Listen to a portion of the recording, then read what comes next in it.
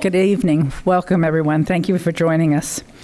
Today is Tuesday, June 28th, 2022, and I appreciate how quiet everyone got so quickly. All of our board members are attending in person, so I won't need to take a formal roll call. As a reminder, face masks are optional in the school, on school board property.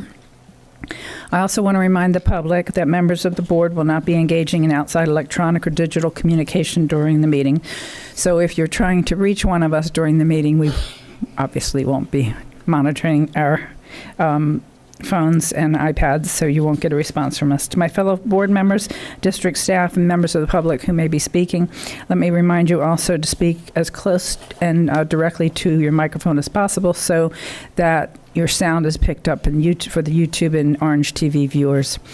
Again, I thank you all. We have a good-sized crowd. I thank you for turning out this evening. We're going to begin with a moment of silence, followed by the Pledge of Allegiance, and I invite you to join us.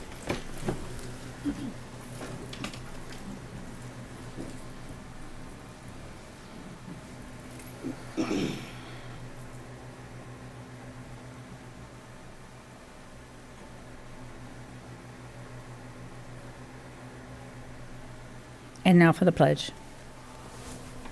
I pledge allegiance to the flag of the United States of America and to the republic for which it stands, one nation, under God, indivisible, with liberty and justice for all.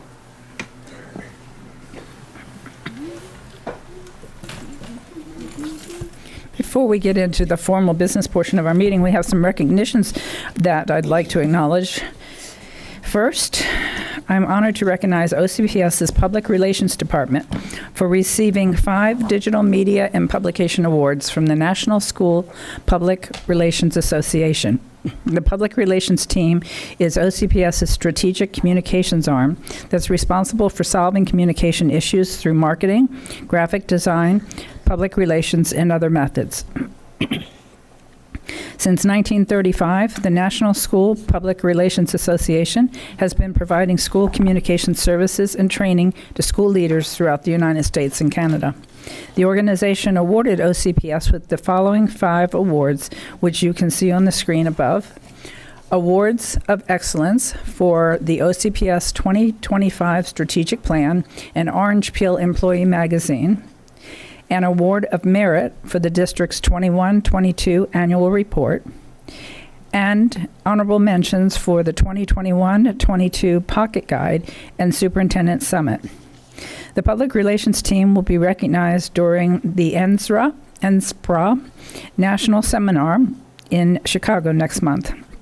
Congratulations to our Public Relations Department, and thank you for all you do to enhance and protect the brand and the reputation of Orange County Public Schools. I'd also like to congratulate Assistant Public Relations Director Shayla Kennedy, who recently accepted a Chief of Communications Office position with Charlotte Mecklenburg Schools. Today is her last day. Where's Shayla?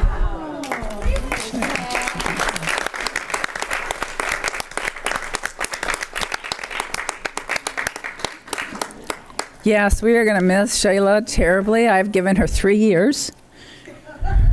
3 years to go in training in that position, and then she needs to come on back to Central Florida and get back home to us.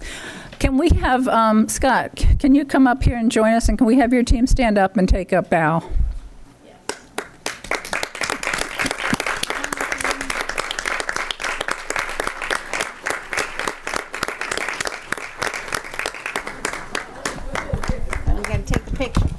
Take pictures? Somebody's got to take a picture.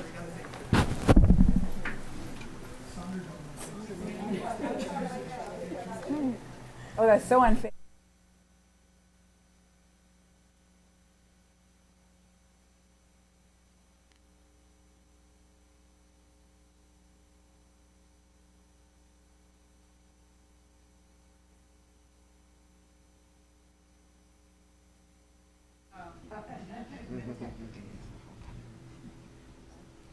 Yeah, it's okay. You do that flash. I take a little flash.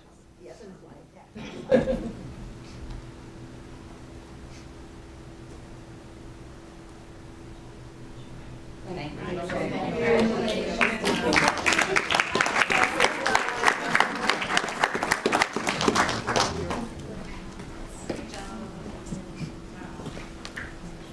We also have a special recognition regarding the naming of Stonewall Middle School to Roberto Clemente Middle School last fall.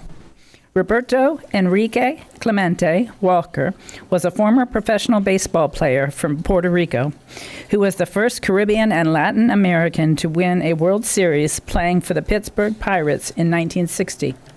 The Hall of Famer didn't call Orlando home.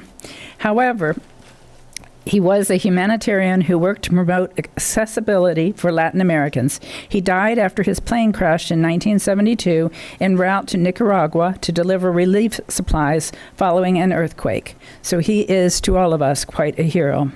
The process of renaming the Azalea Park Middle School included input from the school's faculty, students, and school advisory council, and the community.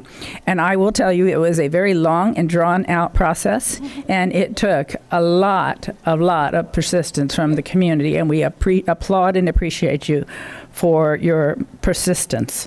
Students also conducted research and wrote essays on suggested names. The next step was a community survey that included the 3 top names, school names, which included Roberto Clemente, receiving 70.2% of the votes. Overwhelming. Love to have that in an election, 70.2% of the votes. That is a remarkable turnout. Roberto Clemente Middle also is the only district school that is named after a person of Hispanic heritage. Again, I want to say that. It is our only district school named after a person of Hispanic heritage. Now, please join me. Yeah, I think that's a round of applause. Thank you.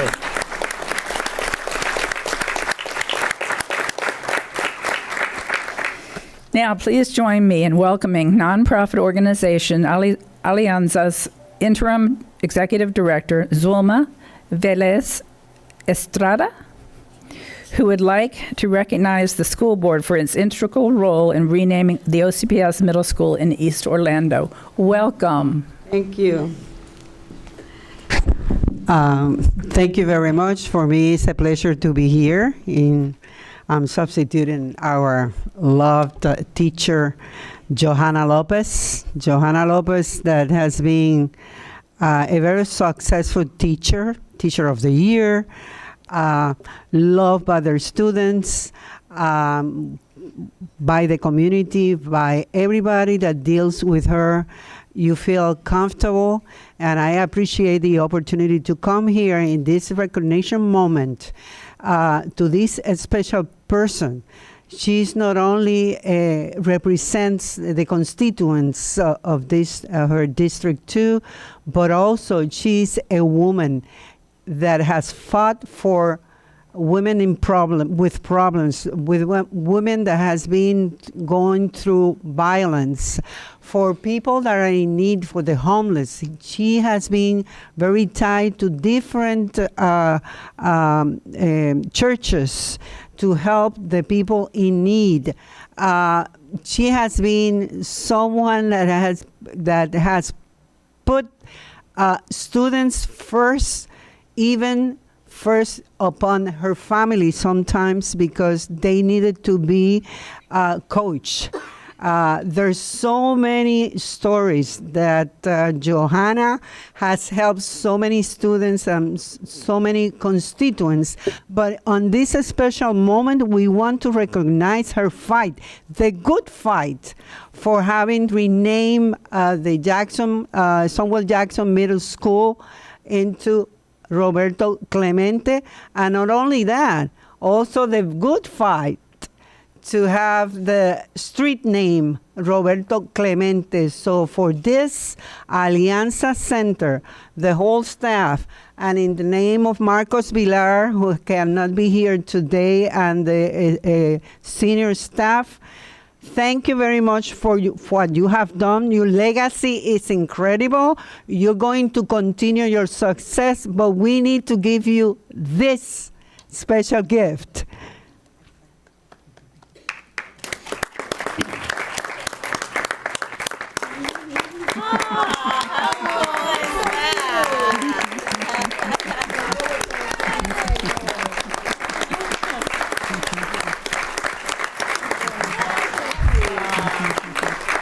we recognize it's a big sign, but it was given with love and care to you to keep it because it's your legacy too. Thank you very much.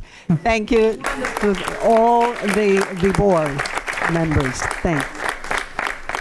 Thank you so much. And let me call on Member Lopez. Member Lopez? Thank you, Madam Chair. I would like to take this opportunity we have an interpreter that we never used, and I would like to have him as a translator because I would love to speak Spanish at this moment. So he can translate in English so everybody understand what I'm saying.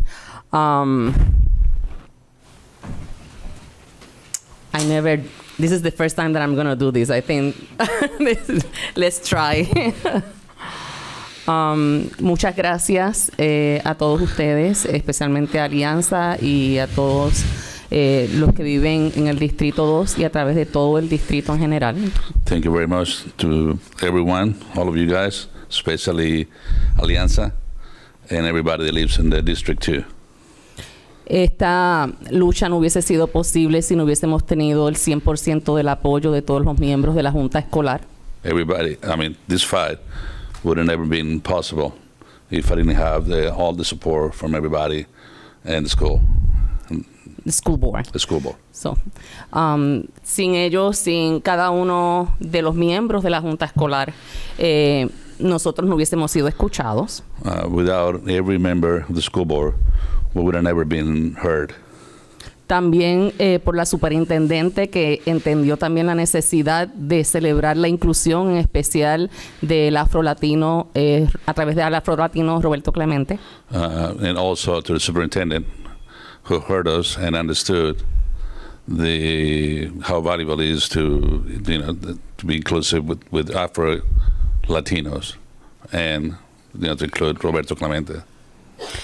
Lo más satisfacción que me dio a través del proceso what satisfied me the most throughout this process es que los estudiantes fueron los que desarrollaron los ensayos e identificaron las personas que los representaban a ellos. Was that all the students developed and did all the homework and were the ones that decided who the persons were going to be taking care. And Roberto Clemente was the one that chosen. So they feel represented by Roberto Clemente? And so they feel very represented by Roberto Spanish Clemente. now. You see, it's not easy. So the students feel represented with a person who looks like them. Yeah, and the students feel represented with the person who looks like that. Very, very represented. Out of two. So, gracias de todo corazón, gracias a todas las personas que entendieron la necesidad de promover la diversidad en las escuelas del condado de Orange, y vamos a seguir promoviendo la diversidad no tan solo a través de la demografía étnica, sino a través de todo lo que represente diversidad. Well, thank you very much from the bottom of my heart, and we're going to try to keep on pursuing all the ethical. Yeah, the inclusion of the diversity, not throughout OCPS. And not only because of the ethnicity, but also for other reasons. We are a very diverse community, and we respect every differences. It's so beautiful to see that we are a collage of different people with different colors, different ways of speaking. Our LGBTQ community as well. Everybody, women, men, we accept everybody in Orange County Public School. And thank you so much for everything that you are done. And thank you so much for this recognition. It's not only for me, it's for the student, for the community, and for all of the people that are here, all my colleagues and school board members that I feel so proud and very supportive. Thank you so much. Beautiful.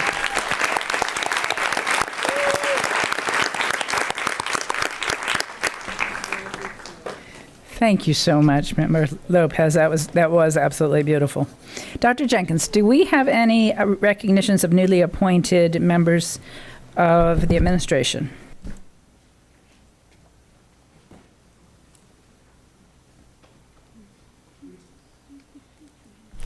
We do, Madam Chair. We have Wendy Michelle DeRusso, who will be the new assistant principal at Oak Ridge High School. We have Douglas Guthrie, who will be the principal at Walker Middle. We have Griselle Louise Jean, who is going to be the new assistant principal at Winter Park High School.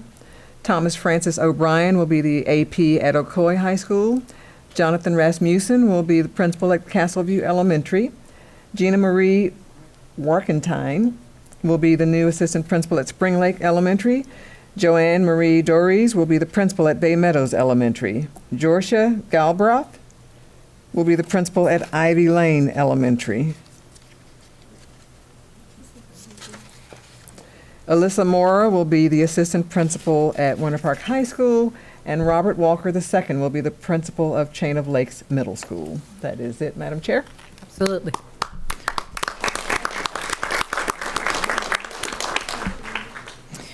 And now I'm going to give anyone who wants to leave an opportunity to do so. We're going to get into the formal business part of our meeting. You're welcome to stay and join us for the rest of the meeting, or you're welcome to excuse yourself. Dr. Jenkins, do we have any changes to the agenda that need to be noted? We do, Madam Chair. First of all, we added item 1702, request approval of the Orange County Classroom Teachers Association contract for 2022-23, salary increases and contract language changes for instructional employees subject to ratification. And then I would add, Madam Chair, if it is the board's pleasure, I'd like to switch 1702 with 1701 so that I might cover that item for the introduction and any discussion. And then if I might just give two brief reports, and then I will exit as you take on the new item 1702, which is the selection of your new superintendent. Okay, before we take action on that, my oversight, we'd like to get a picture with Alianza. Johanna, you should go down front.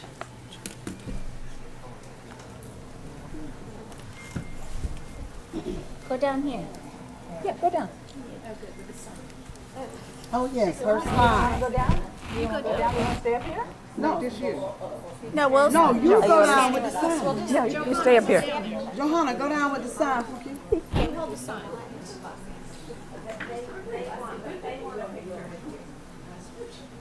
You should be right behind the middle of the sign. Yeah, you guys move down, yeah, so you center. In the middle, medio. Okay, in the middle. That's proper.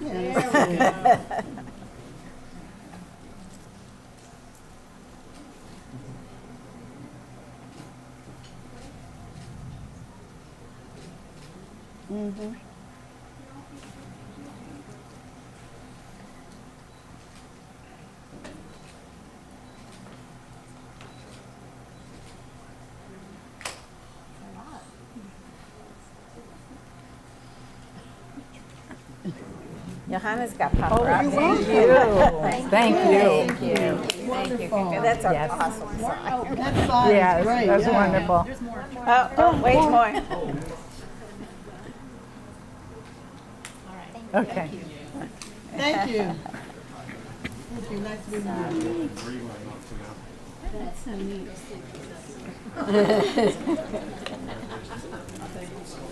Pastor. Hi, Vicki Felder, nice meeting you, my dear. Father Rodriguez. So good to see you. I am. I am up this time. You are? Yes. Running? I am running. Yes, thank you. Yeah, of course, thank you.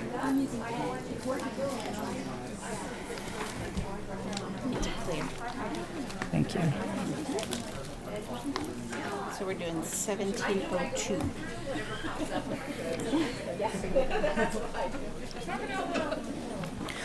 All right. We get good down there. The chair will entertain a motion to amend the agenda as announced by the superintendent. Is there a motion to amend the agenda? Motion by member Gallo. Is there a second? Second. Second by vice chair. All in favor, please say aye. Aye. Opposed? Motion carries unanimously. And we do have a number of public comments. First item on the agenda is approved the consent agenda, pardon me. And we do not have any public comments on the consent agenda. So with that, I will take a motion on the motion by Member Colbert. Is there a second? Second by Member Lopez. All in favor of the motion to approve the consent agenda, please say aye. Aye. Opposed? Motion carries unanimously. Second item is, as I understand, it's going to be 1702. And 1702, Dr. Jenkins, I think we do have one comment on 1702, has to do with the CTA. 1701. So we have Mike Armbruster. Oh, I didn't even see Mike there. I didn't see Mr. Armbruster there. He was hiding. Steak and lobster in the house. Yeah, that's right. Where when I retired, I wasn't ever coming back, but here I am again. Sorry about that. Thank you. Just helping you out. Good evening, Madam Chair, board members, and Superintendent Jenkins. My name is Mike Armbruster, and I reside at 527 North Boyd Street in Winter Garden, Florida, 34787. I serve as the Executive Director for the Orange County Association of School Administrators, representing more than 300 active members who serve in principal and assistant principal roles throughout our K-12 and post-secondary campus. With me tonight are OCASA board members, Aleli Vasquez, Diana Greer, Amy McHale. My writing is so bad, I write the right name. Matt Turner. Okay, a few months ago, we came before you to share some concerns regarding the treatment of school-based administrators and the discussions of salaries and benefits. But as it turned out, you had shifted positions already to ensure that administrators were treated as we had hoped they should have been. We were quick to come to the boardroom that night when things seemed somewhat awry. That evening, you shared some wonderful comments regarding principals and assistant principals. As we all know, though, action speaks louder than words. So when your recent actions showed that your words meant what you said, we wanted to come just as quickly to say thank you as we did to share our concerns. Thank you for your considerations during this year's salary discussions, and thank you for making this happen as quickly as you have done. I know there are still votes to be taken and things to be worked out by other groups, but know that administrators are appreciative of your faith and your efforts to make sure that they feel like they are an important part of the team that brings our students to success. Again, thank you. Thank you. Very nice, yes. It's days like this that you love. Okay, so Dr. Jenkins, on 1702, I'll turn to you. Thank you, Madam Chair, and thank you for adjusting the orders so I can speak to this item. We are so pleased. I want to congratulate both our CTA bargaining team members and the administrative team for coming to agreement so swiftly. It has been some years since we've been able to administer raises over the summer. It equates to about a 6% raise average for our employees. CTA being the first to go through the process, they will need to ratify. This actually is a resolution where the board affirms that agreement pending ratification, meaning that all of our teachers, not just members, but all of our teachers will vote on the ratification. And it is strongly recommended by the union that there be a yes vote. So on the July 26th meeting, to Dr. Armbruster's credit, we are planning on bringing both OSPA and our administrative team for the pay raise that is being offered tonight for our teachers. Certainly excited about it. Want to congratulate Wendy on her way out. That we have come to the conclusion of the last contract under her tenure. I don't see Clinton here.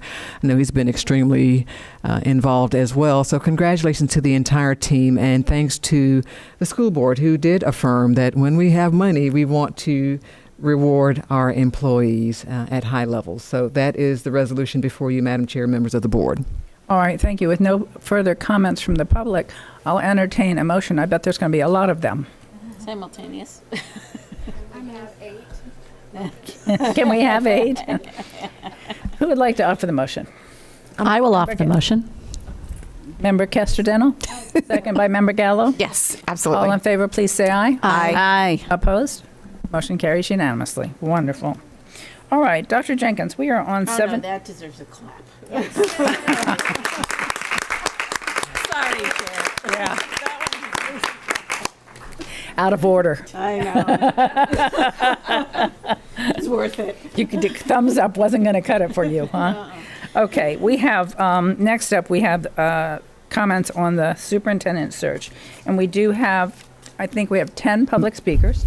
So before we take that up, I do want to, I'm going to call on Dr. Jenkins for some comments, then I'm going to call on Bridget, our Chief of Staff, Yes. to outline how we got here. Dr. Jenkins, Very you're good. recognized. Thank you, Madam Chair, because I will be departing when I finish my comments. This process, my Chief of Staff, Dr. Williams, has always sat in this chair, and she is ready to take my seat tonight. Very important work that you have to do, so I will be very brief in my comments so I can get out of your way. Two things. One, I want to assure the board and anyone in the community that might be listening that we are reviewing all of our digital device policies, in particular those fines that were administered this year for damage to any laptops. Be reassured that we have Mark Shanoff in place now. That is his project. We will be reworking the entire process and improving it before the start of this school year. One of the first things that Mark is working on for us is actually getting protective devices or covers for those laptops. The best way I can describe it when I saw the cover is it kind of looks like the OtterBox, you know, the least sexy cover for your iPhone. That's what it looks like. And so we're going to have those protective covers. We're going to make sure our students are assigned a single device for their 3 years in middle school or their 4 years in high school. And we've got some other things in line that we will keep you apprised of. Wanted to make sure the board understands and certainly can share with your constituents when you get concerns that we are reworking that process and we'll be bringing it forward for your information in short order. And then lastly, if you weren't here during the pre-agenda meeting, I do want to mention we sent out a news you can use that had clarification on items from our legal camp that clarified we do not have specific guidelines and rules that have gone out to administrators. There were discussions, there were hypotheticals, but there has not been direct guidance yet, and we are hopeful that we'll get information from the state. Well, last night, sometime after 8 p.m., I believe, there was information that was sent out. It is not guidance from the state. It is actually the state's pleading in a lawsuit. Equality Florida sued Ron DeSantis and other defendants, and because we were one of the defendants, we got a copy of the pleadings late last night. And we did determine, Madam Chair, members of the board, that we can post the document. It is considered public. That was asked earlier. We will post that document. It's rather lengthy, but I can tell you there are some encouraging clarifications in there that answer some specific questions that have been rumored to be a part of the law, such as can I have a photograph of my spouse? If we happen to be same sex, can I have a photograph on my desk? And according to this, they have specifically answered that that is not in violation of the law, and they've actually clarified a few other rumors as well. It will be posted on our website. We will keep you posted. It is at least positive direction. There's so much more that still needs to be clarified as well, and we will keep you posted, Madam Chair. Wonderful. Thank you. Okay. Next, I am going to, as soon as Dr. Williams has a chance to get up here, I'm going to ask Dr. Williams to walk through, for the benefit of the public, the process that we have used to get to where we are today. Tonight, we are going to choose a superintendent to replace Dr. Jenkins, who is retiring at the end of this calendar year. Dr. Jenkins has been in the DROP program. She did not decide to retire because of COVID. I do want to say that. Although we have lost a lot of superintendents across the nation because of COVID, but this has been her plan for a number of years. Dr. Williams, if you can walk through the process. Thank you, Chair Jacobs. Board members, Dr. Jenkins announced her retirement on February 8th, 2022. This was not a surprise since she entered DROP years ago. The school board met during a work session with the Florida School Boards Association, FSBA, as their search consultants on March 3rd, 2022, to discuss the timeline and related activities. The school board held another 4 work sessions over the period of time from March to June to discuss superintendent search activities. A superintendent search advisory committee comprised of 15 citizens and staff met 3 times to formulate questions for a community survey and to provide input on the superintendent job description and qualifications.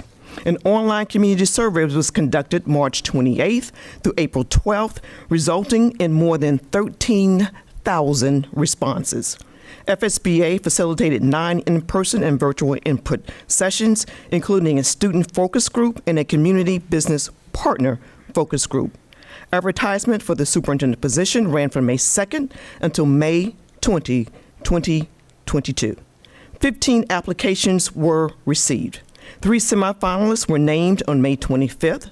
Thereafter, each semifinalist provided answers to written and video questions, which was posted on our website. 2 finalists were interviewed June 22nd, 21st, and 22nd, first by the full school board and then one-on-one interviews.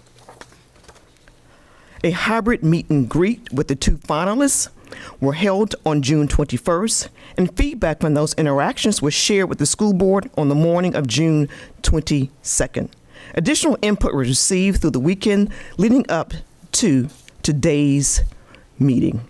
Thank you, Chair Jacobs and the board. Thank you. All right, we have a number of speakers before the board considers and discusses any action on this, so I will take them in the order that we received them. I'm going to apologize at the outset to this first speaker because I'm having a difficult time with the last name. I'm having a difficult time with the first name as well. So I am really going to appreciate it when you come to the microphone if you will help me with your first and last name pronunciation.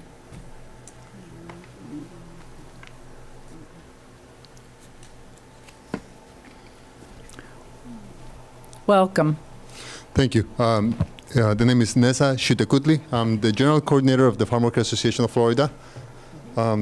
First of all, I want to thank some of you who have already been to our offices. We're in Apopka. And on this issue, I just want to ask that you all consider that whoever takes the position of the superintendent understands and is at least willing to learn about the disadvantages and challenges that a farm working community faces. Sometimes a lot of them come from other countries. They don't have the documentation that they need to prove their residence. Sometimes they have to live in extended households, and so not everybody's name might be on the lease. Language is a barrier. We want whoever to takes that position to understand that farm workers they already face a lot of different challenges, and just know that we are there if you need somebody to talk to, and that we are willing to provide some guidance about the needs of our communities. And also, again, you are all invited to come visit us at our office in Apopka. I also want to thank you, Chair Jacobs. I know you were there last year. Johanna Lopez, Commissioner, we appreciate your, board member, we appreciate your coming out and being willing to learn from our communities. Thank you so much. Thank you, and we very much appreciate you offering to be a liaison for the district. That will be very helpful for us to know. Thank you. It's a standing invitation. Thank you. Thank you. All right, our next speaker is Stefana Farrell. Hi everyone, Stefana Farrell. I wanted to speak today about your choices for superintendent. I believe both are very qualified candidates and they'll do a good job with this district. I do have concerns with both. And it is mostly because of what has happened recently in regards to HB 1557 and taking it upon themselves as a leadership team, both in Palm Beach and here in Orange County, to put out guidelines early, spoken. In regards in Palm Beach, it was the questionnaire to go ahead and start pulling books that might raise concerns. These actions, again, represent the most conservative reading and interpretation of the law. And I sent you all timelines, timestamps from the Senate floor debates that went over every single one of those things that's in that dismissal. This is not something new. We knew GSAs were not a part of it.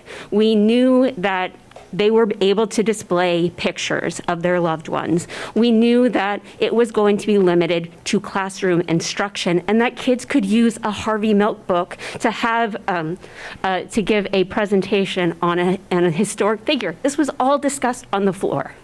And yet your legal teams and your superintendent teams are taking the most conservative interpretation of the law, and that is disappointing. So my ask is that whomever you pick today, you make it clear as a board that regardless of what your legal team is going to say to protect you from lawsuits and to protect you from the DeSantis administration, that you as a board and the superintendent need to make student-centered decisions in every facet. And you need to do something about the teacher morale.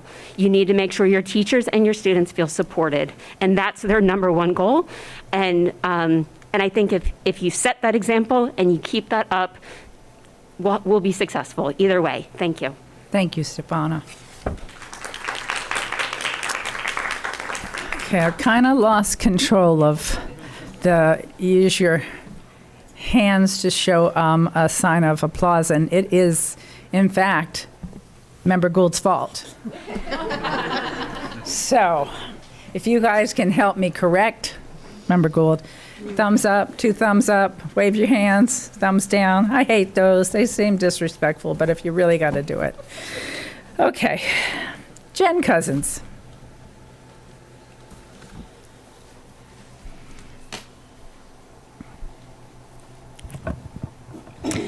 Good evening. You probably know what I'm going to ask of you when you select this new superintendent.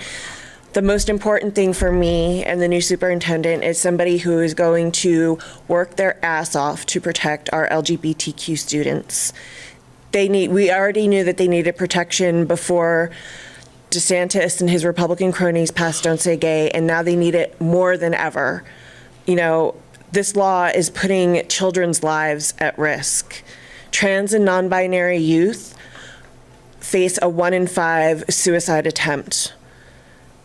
Those numbers are so disturbing, and it's gonna get worse thanks to what they've done now in Tallahassee. So I need you to all be crystal clear that whomever you pick tonight, protecting those students is in the top 3 of their priorities. And that is what I ask from you tonight. Thank you. Thanks, Jen.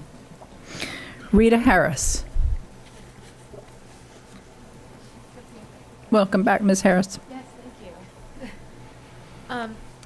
Hi, good evening. So yes, in choosing a superintendent, I also request that you choose somebody who is going to look at the most lenient interpretation of the law.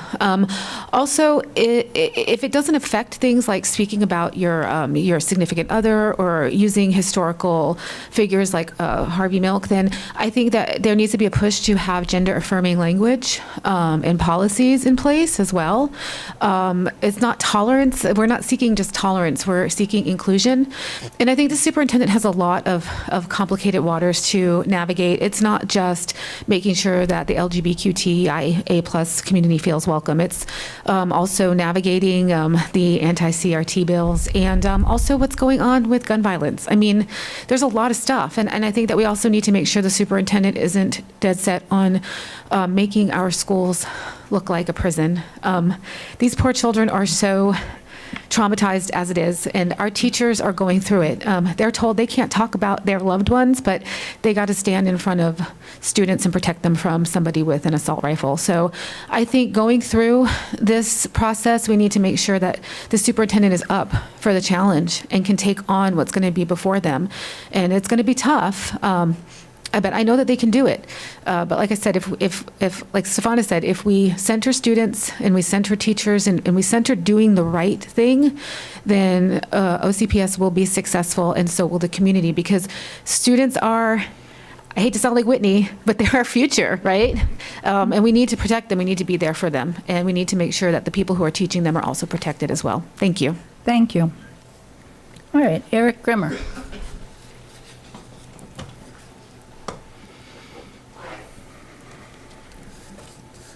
Hi, everyone. Feels like it's been a little while since I've been here, but it's good to see everybody again. Talk to you tonight.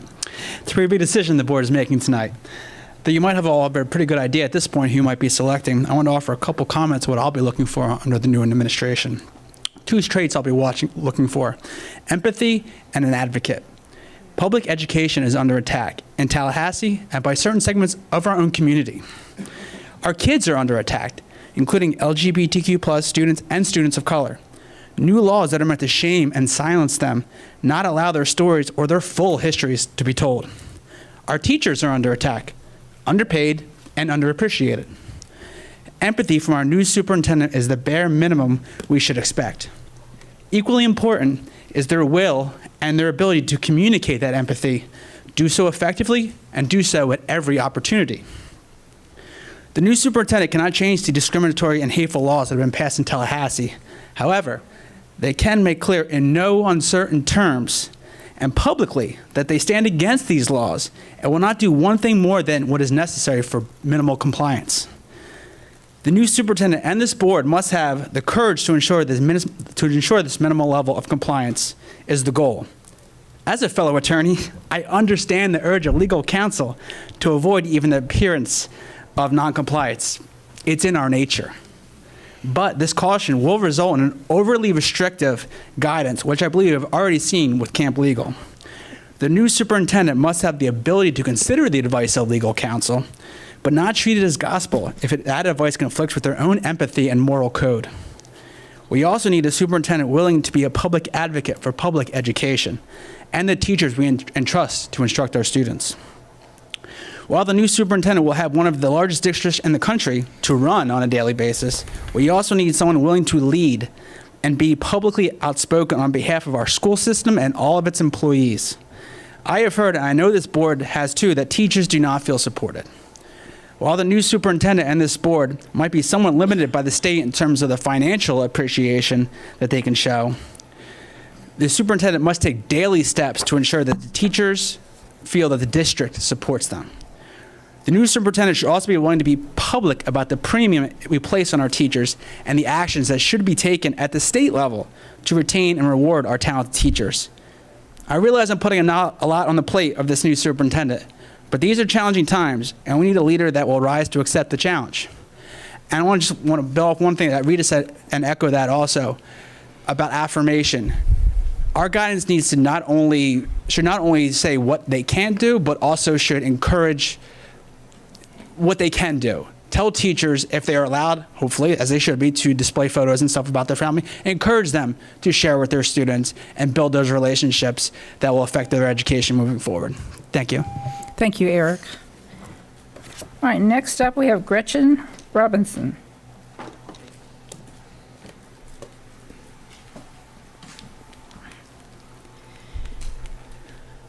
Gretchen Robinson, Orlando.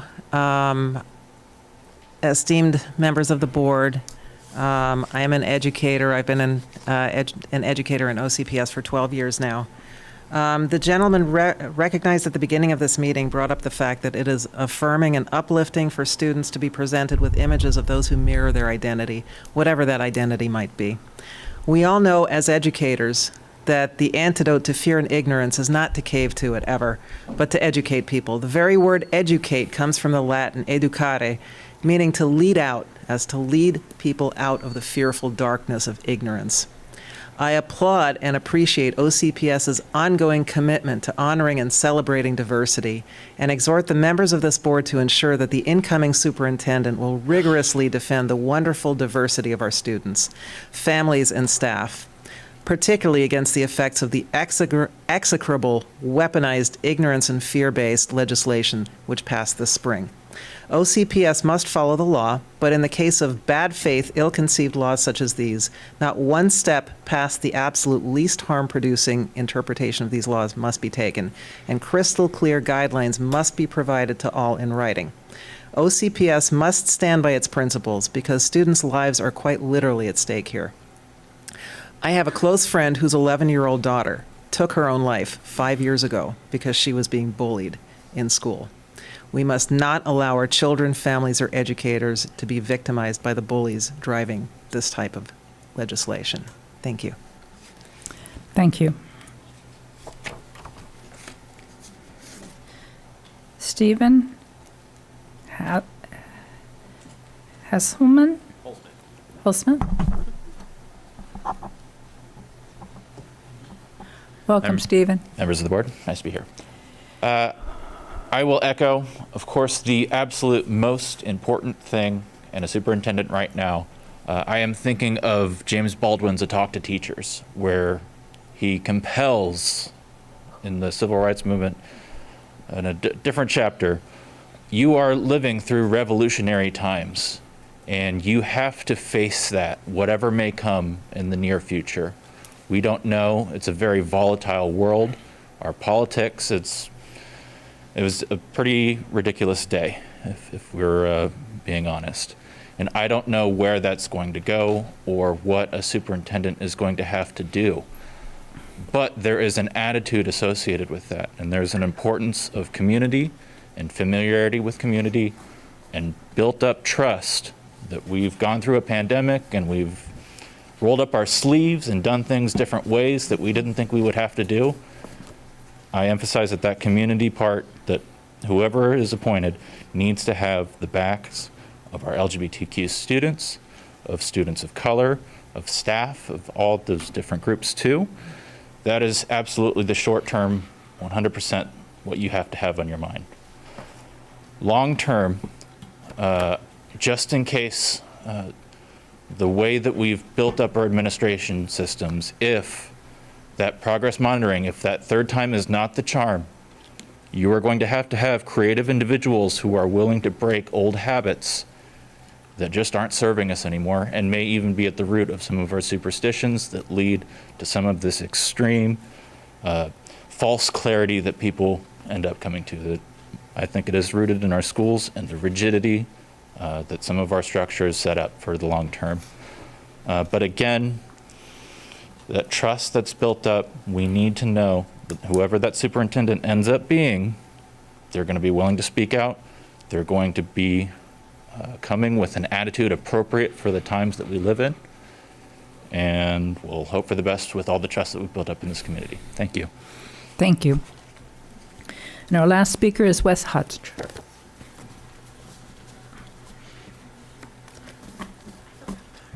Thank you, Madam Chair, school board members. It's good to see everybody. It's been a little while. I'm going to just do this.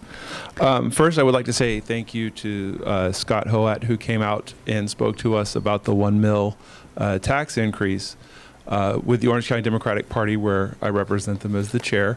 And I'm happy to tell the incoming school board superintendent that the Orange County Democratic Party will be supporting the $1 mil tax increase. So we hope to see that go to good use. Specifically in supporting our teachers and staff with meaningful respect in the form of adequate financial compensation. Also, I want to... What? Can I interrupt you just a minute? Oh, I'm sorry. It's not an increase. It's a renewal. Renewal. Yes, my apologies. Okay. Thank you. Thank you. Thank you. Fair enough. Yes. Words have meaning, and that's very important. Yes. My apologies. The continuation of the $1 mil tax. There we go. My apologies. But also, I was very encouraged to hear the discussions earlier about Roberto Clemente Middle School and the pride that the children took in studying about him before choosing that name.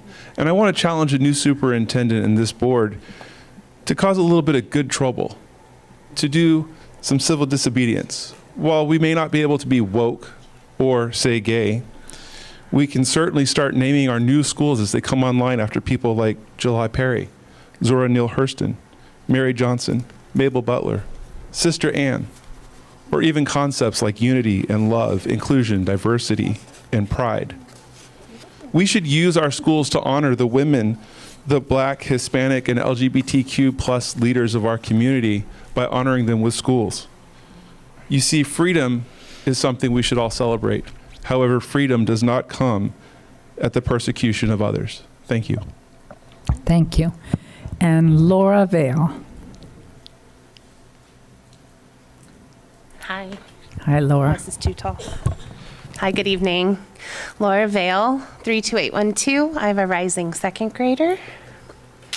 And I wanted to speak on the superintendent. I urge you as the board to choose the candidate who will not give in to external pressures surrounding HB 1557.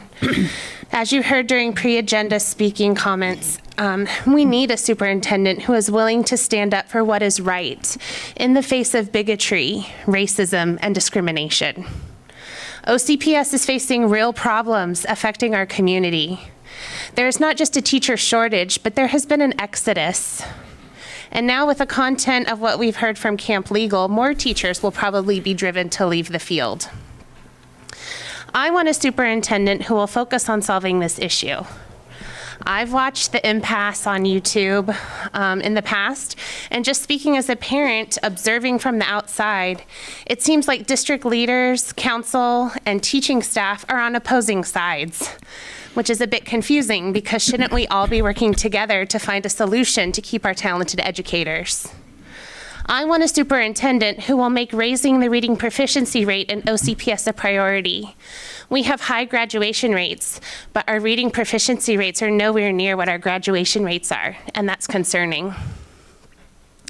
I want a superintendent who will push back against the increasing focus on high-stakes testing and progress monitoring.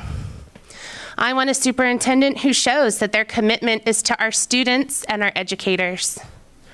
I want a superintendent who builds bridges with our community and makes themselves accessible to the people that they lead. I and other parents are entrusting our children to their care. I want a superintendent who will do right by them, by us. I urge you, the board, to follow your gut with this decision and don't fall to any pressures or bureaucracy that you may be facing. This is your opportunity to make our schools even better. Please don't throw that opportunity away. Thank you. Thank you, Ms. Vale. All right, that ends our public comments. And we have a number of board members queued up to speak, so let me take them in order, beginning with Member Cobert. Thank you, Chair. First, I want to tell the public this is one of the most important decisions that we are going to make, as it affects the future of all of our employees, mostly, number one, our students, but our community as a whole. I also want to thank Florida School Boards Association for their assistance in this very complicated process. And we have listened to you, and we've had both public and private in-depth conversations with our candidates. We are very fortunate to have landed with two fully qualified, high-caliber finalists in Dr. Licata and Dr. Vasquez. In effect, we can't go wrong either way.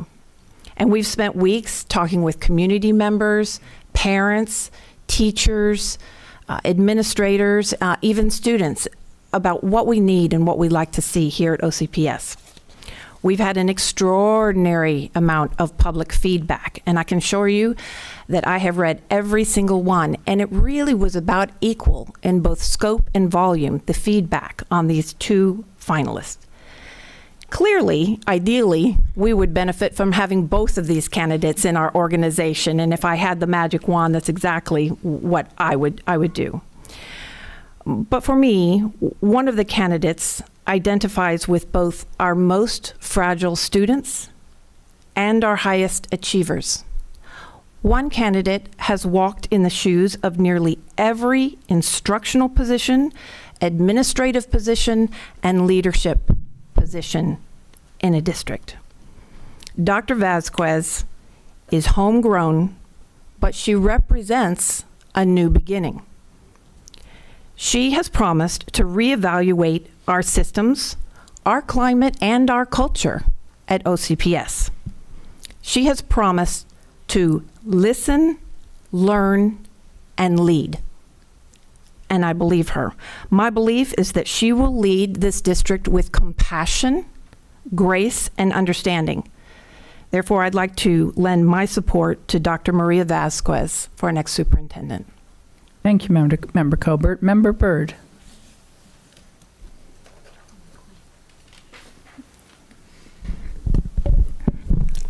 Thank you, Chair. I want to first start out by saying how incredibly impressed I was as well with our applicants that we received. All of them were amazing. And our final two that we selected were, as Member Cobert said, just top of the pick. I mean, they were just, their qualifications alone were fantastic. So I want to thank the Florida School Boards Association as well for your help in this. Your ability to make this seamless, transparent, and very thorough was so helpful to us as a board. It really was great having you. Thank you. When I say that this was that I was incredibly impressed with both these candidate finalists. I mean it. This past week, I've been reading and rereading and watching and rewatching interviews and application documents and public comments, and just really working at reviewing both candidates, because this decision was not an easy one.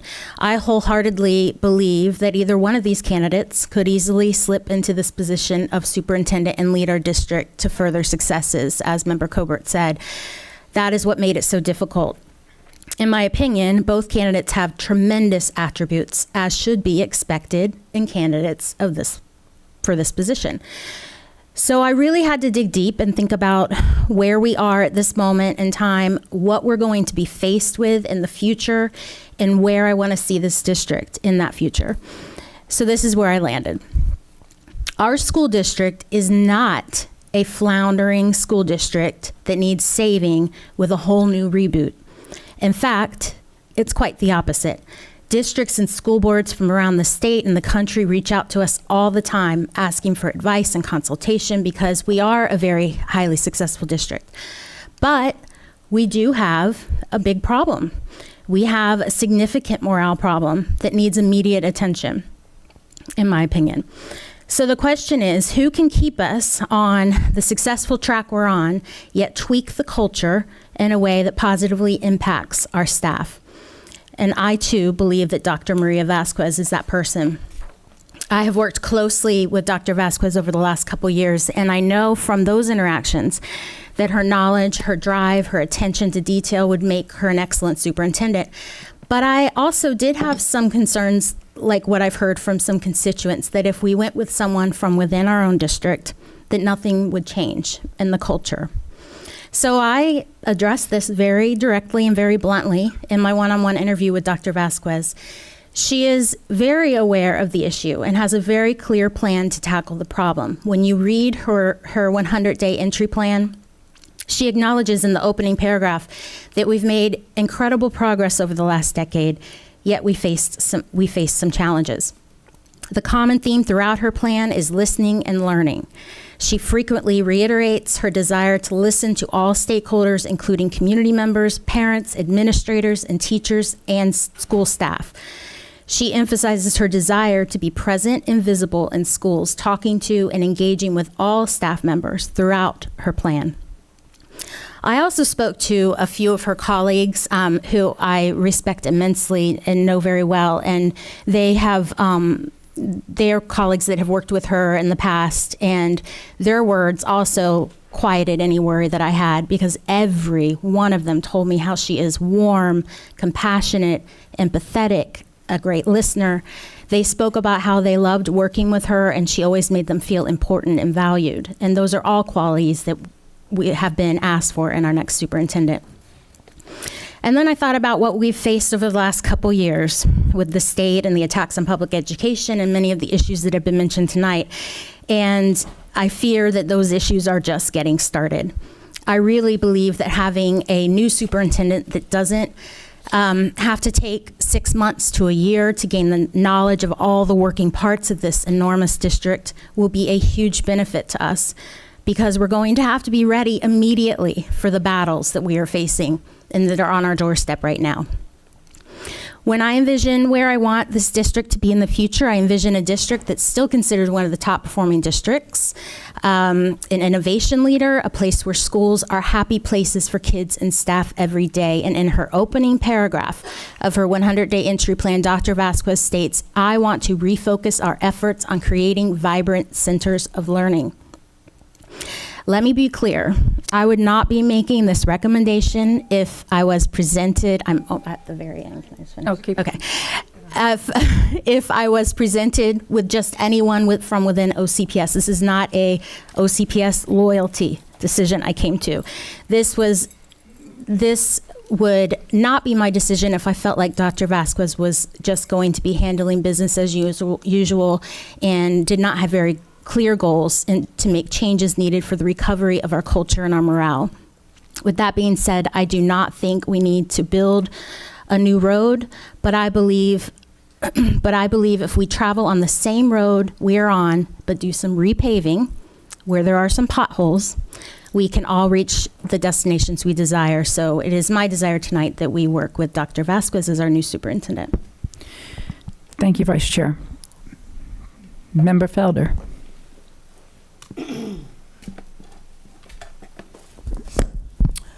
Good evening. First of all, I'd like to thank FSBA for your help. I know for a fact that I called you consistently to ask for help and assistance, being the newest member on the board, and then realizing, that this was going to come up later on after I'd been on the board. I'd like to thank my colleagues for your very kind remarks about the person that you are interested in seeing in this position. To whom much is given, much is required. The ultimate measure of a man is not where he stands in moments of comfort and convenience, but where he stands at the times of challenge and controversy. I'm that woman at this point. This truth, my fellow board members, is the mantra that has become more real to me now more than ever. Leadership, indeed, is a clarion call, and we have been given that responsibility. It is incumbent upon us as leaders to do and work to the best of our ability to work with governance, and I have faith in us that we will. Leadership is not a title, but rather a destination. Even though I know we may not agree on some things, but I want you to understand, as I express my concern, that you have my respect, as I know I have your respect in the decisions that I will make. We produce the link between the Orange County Public Schools and the citizens of Orange County. I say this, I spent time over the weekend, and I came back to the district Sunday night and looked at some of the surveys and read some of the comments that members of the community made as it relates to the choices that we should make as superintendent. And because I was put in this seat by members of my constituency because they trusted that I would be their voice and I would speak those things that they didn't have the opportunity to speak, I must speak on their behalf because they've asked me to do that. This district does demand excellence, and we have, regardless, we have been chosen to do a good work. And I've reminded my members that our purpose is to legislate policy and do governance. When I looked at both the strengths of Dr. Peter Licata, I found that he said all voices should be heard from the school and the community.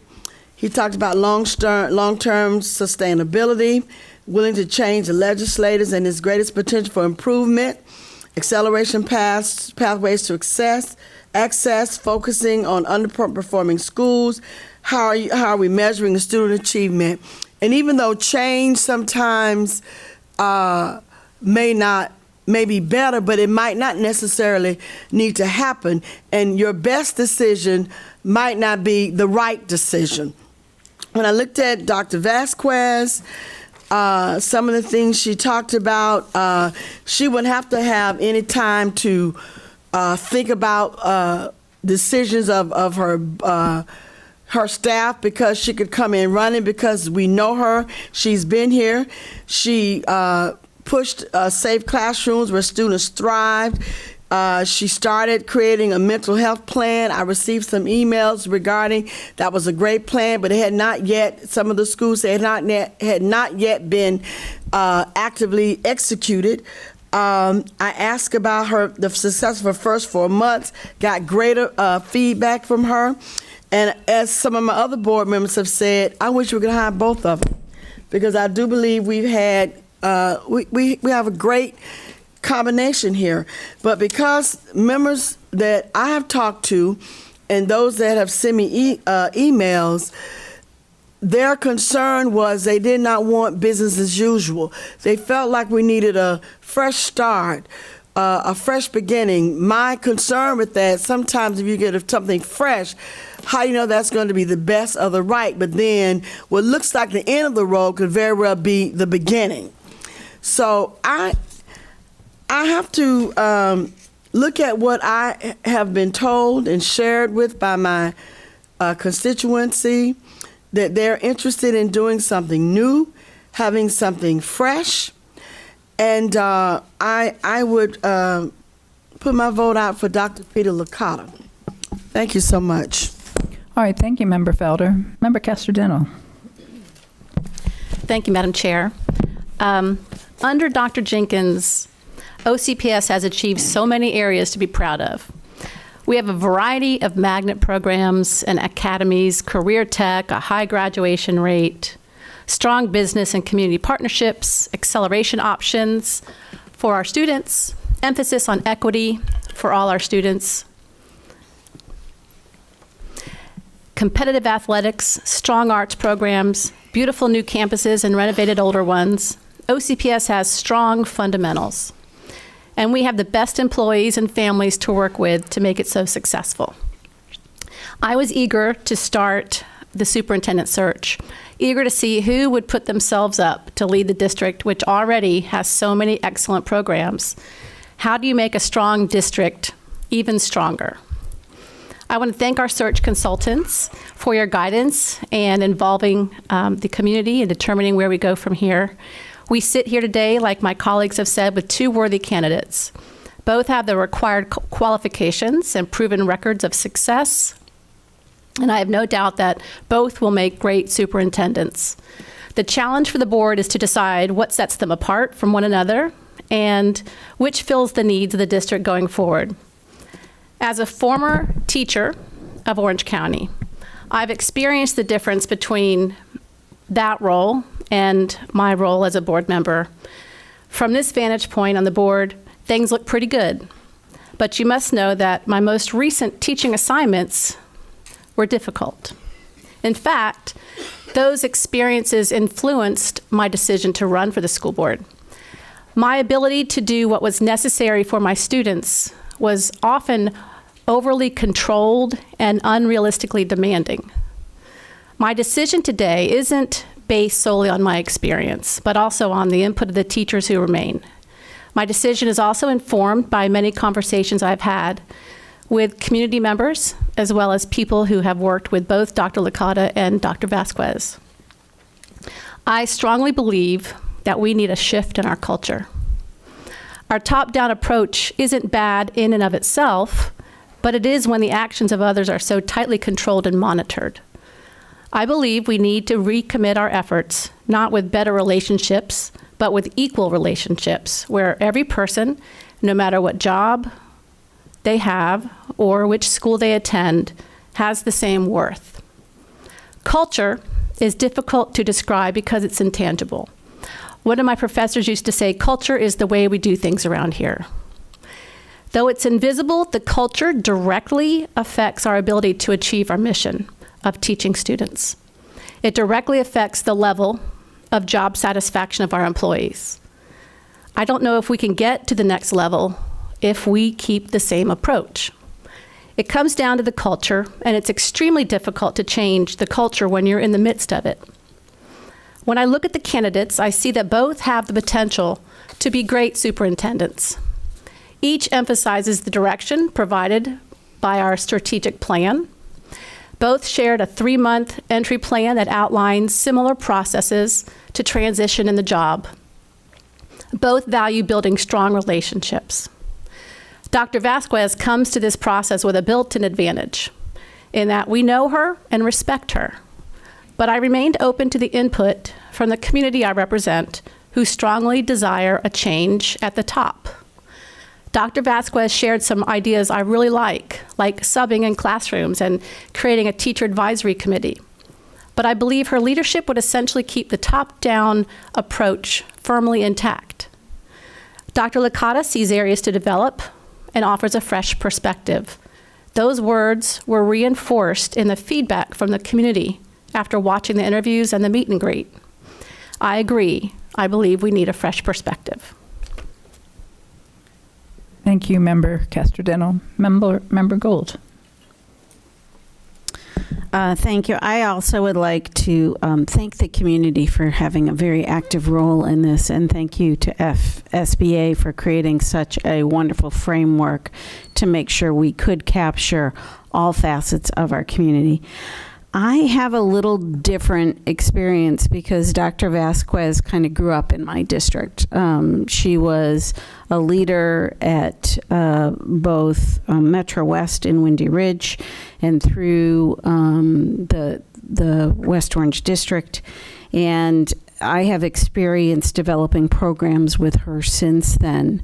Dr. Licata was impressive. He definitely hit my shiny things that I like when we talk about CTA and skills-based learning. That is very important to me because I do believe that it is important for our students to be able to have a pathway to skills-based learning, whether they go on through college to get to their career or get to 12th grade and decide to have a job.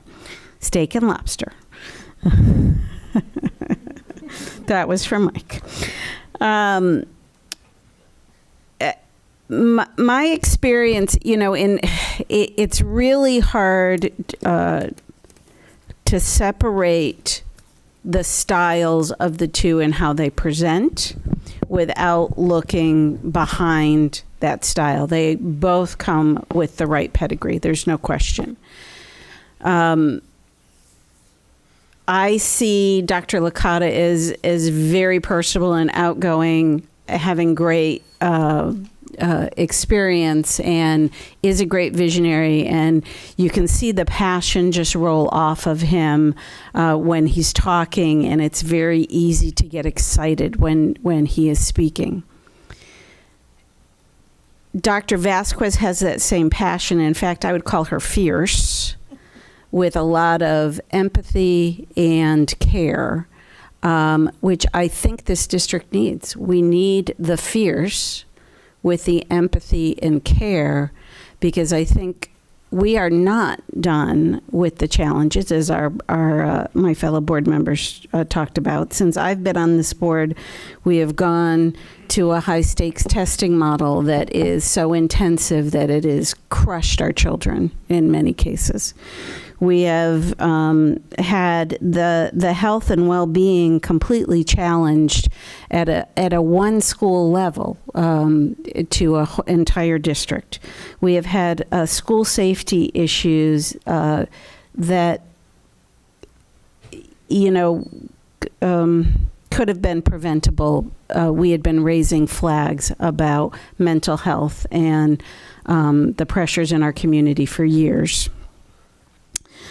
We have false rumors on what's being taught in school. We have new legislation, which we don't see, as my colleague said, foreseeably stopping. I think fierce empathy is exactly what we need to move forward. We need someone who will listen, someone who will not be a pushover, but make sure that even when they do not agree with the other side, they hear what the other side is saying, because there is value in that. And we are of a country that is, because of sometimes polarization, that we actually come together as a great nation. And I think that is the core of what we need, even in an organization. Experience, capability, vision, communication, creating relationships, clarity of purpose, execution of tasks, accountability to students, parents, community, staff, the board, all need to be taken into consideration. And it really is how we pave that road, as Member Byrd said. And I don't think it's a new road, no matter which superintendent we pick, quite frankly. I think it is improving on the road, because you would be crazy to come in here and abandon what has been successful and not try to maintain that and move, while moving forward, what we need to be able to lift in our community. So my current choice is Dr. Maria Vasquez. All right, thank you, Member Gould. I like each of you, well, first, thank you, FSBA, for this incredible process. I have gone back and watched both of the interviews, gone back and read everything that has been sent in, and have found this to be a very difficult decision because they both have unique sets of strengths. And I think you articulated it very well in terms of their different style. So I then decided to try to be a little bit more analytical about it. And I looked at qualifications. And on qualifications, we are a very large district. We're the 4th largest district in the state, the 9th largest district in the nation. And I realized what I had expected us to get for an applicant would be somebody who had already been a superintendent, because the role of superintendent is unique in any organization. The role that Dr. Vasquez holds is deputy superintendent, second in charge when the superintendent is not in charge, at the table for every decision that gets made, aware of every budget decision that gets made, and having input into every ounce of those decisions. Dr. Licata is a regional superintendent, which is equivalent to an area superintendent for us. And our area superintendents are extremely valuable to us, and I don't want any of them to be offended, but the role of an area superintendent and the decision-making level is vastly different than a superintendent. It's not a junior superintendent. It is a different job entirely, where a lot of the decisions are already made at the superintendent level. So I found from an experience standpoint, there is a very big difference between the two, and potentially a large learning curve. From an education standpoint, I know we had hoped to have someone with a doctorate. I was surprised that the degree that Dr. Licata has is in philosophy, which is, I'm sure, a wonderful degree, but, pardon me? That's a higher level than the ED. Oh, it is? That's higher. It's PhD, yeah. Okay. Than education. So he knows more about education? It's a higher degree. It's just a higher degree. It's a higher degree. I was personally thinking somebody would have a degree, a doctorate in education, since this is the education field. It is? It's an education field? Okay. Well, thank you for clarifying that. Okay. Well, thank you for clarifying that. When I think about the personalities, what I know from Dr. Vasquez, and similar to Member Gould, I have had the benefit of knowing her for many, many years. I know she is a person who cares dearly. I know she is a person who doesn't mind showing that she cares. I know she is incredibly responsive. And that gives me a lot of confidence. What concerns me with Dr. Licata is some of the comments that he made about, I want to say never being satisfied, but always looking to advance, always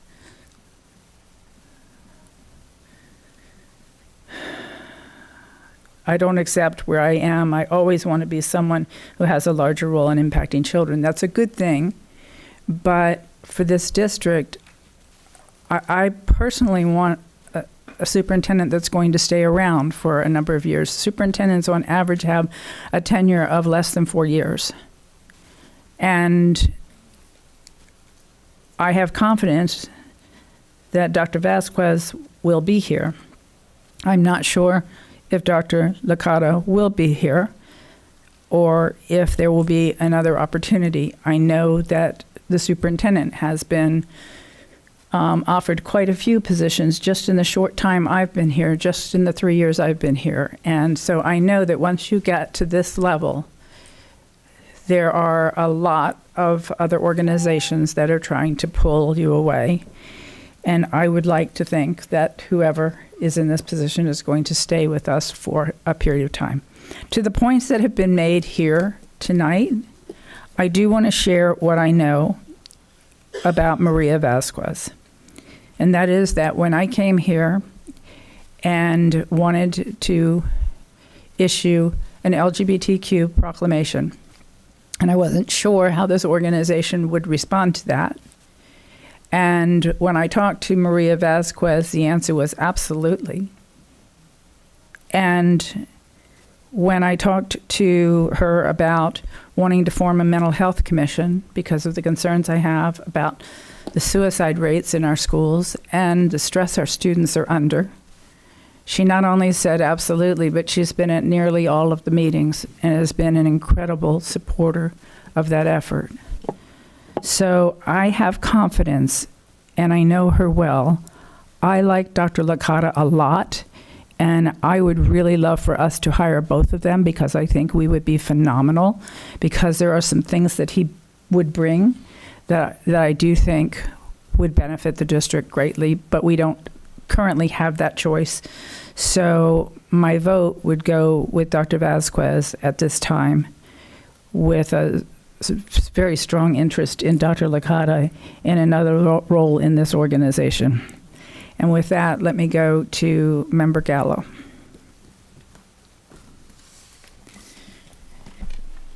Thank you. Thank you, Madam Chair.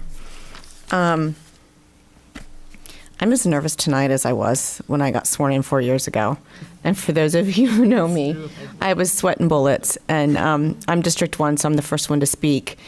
And it didn't dawn on me that I'd have to speak until I pretty much sat up here. So to say that I was like nervous is an understatement, and I feel that way right now. So if my words don't come out as eloquent as I would like them, I apologize in advance. I didn't prepare a statement tonight because I really, waking up this morning, didn't know what my decision was going to be. I did a lot of research. I talked to a lot of people down in Palm Beach County. I did due diligence. I watched the videos. I looked over the 90-day plan, the 100-day plan. We had our one-on-one. I asked very specific questions in my one-on-one because, as Member Castor-Gentle pointed out, I hear you. I received the emails. I saw the results on the questions that people had after the group interview with both candidates. And I saw the need for change. The morale of our teachers is bad. It's hurting out there. We're losing teachers at an alarming rate, and it's not just specific to Orange County. It's like that across the state and across the country. I do believe that we are a strong district. I think that we have a lot to offer as a district, and we get so much right here. We have great programs. We do a lot of good things, a lot of student-centered things in our school district. We get some things wrong too, and I think we saw an example of that last week. We do get some things wrong, and the board, we've talked about transparency, we've talked about communication, we've talked about the need to do better. We do need to do better in certain areas. So I want to just go through some things that I liked about each candidate, because I want to share with you my thought process and where I am currently. I want to thank FSBA. This process has been seamless. It's been, I would recommend them to any other districts that's looking to hire a new superintendent, because it's been a smooth process. And they've made it very difficult for us to determine who we want as our new superintendent. So that means they did their job extremely well. So for that, I'm angry and appreciative. So thank you. This is a big decision, and it's important that as a school board we get it right. The future of OCPS and of our community is depending on us making a good decision. And we are very fortunate to have two very, very qualified candidates. There's no doubt in my mind that either one can step in this position tomorrow and do a great job for OCPS and lead us forward. We have the structure, the framework in place currently that anybody could step in and lead. And I want to point out, because I don't think it's been pointed out before, that this superintendent isn't going to operate in a silo. and they're not going to operate in isolation. They have 8 bosses. And those 8 bosses who hear what y'all are telling us about change also want change. We understand that there's a need for it.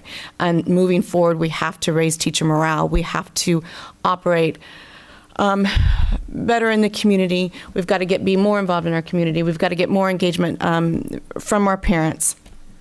So what I loved about Dr. Licata, I loved his enthusiasm. I found him to be very inspiring. I loved his CTE and the way that they've been able to grow that program down in Palm Beach. I think there's a few things that we can learn and grow our program here in Orange County. We always do better when we share best practices, whether it's from each other or from different districts. Day one in my one-on-ones interviews, day one, he said, I asked him very pointed questions about his role, how he believes, and I asked this of both candidates, what role do they believe that the school board should play?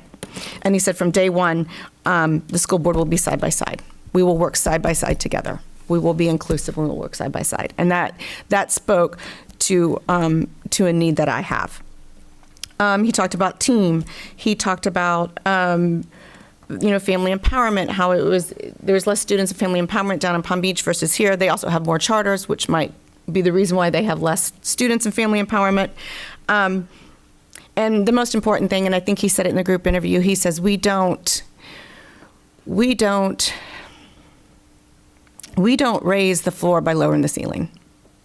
And that speaks to academic gains. And that is so true. And I've been saying that for 4 years. And I feel like sometimes when we look at the achievement gaps and we look at how we narrow the achievement gaps, we're narrowing those achievement gaps because we are lowering the ceiling. We are not raising the floor. And here in Orange County, we must raise the floor to look at those achievement gaps.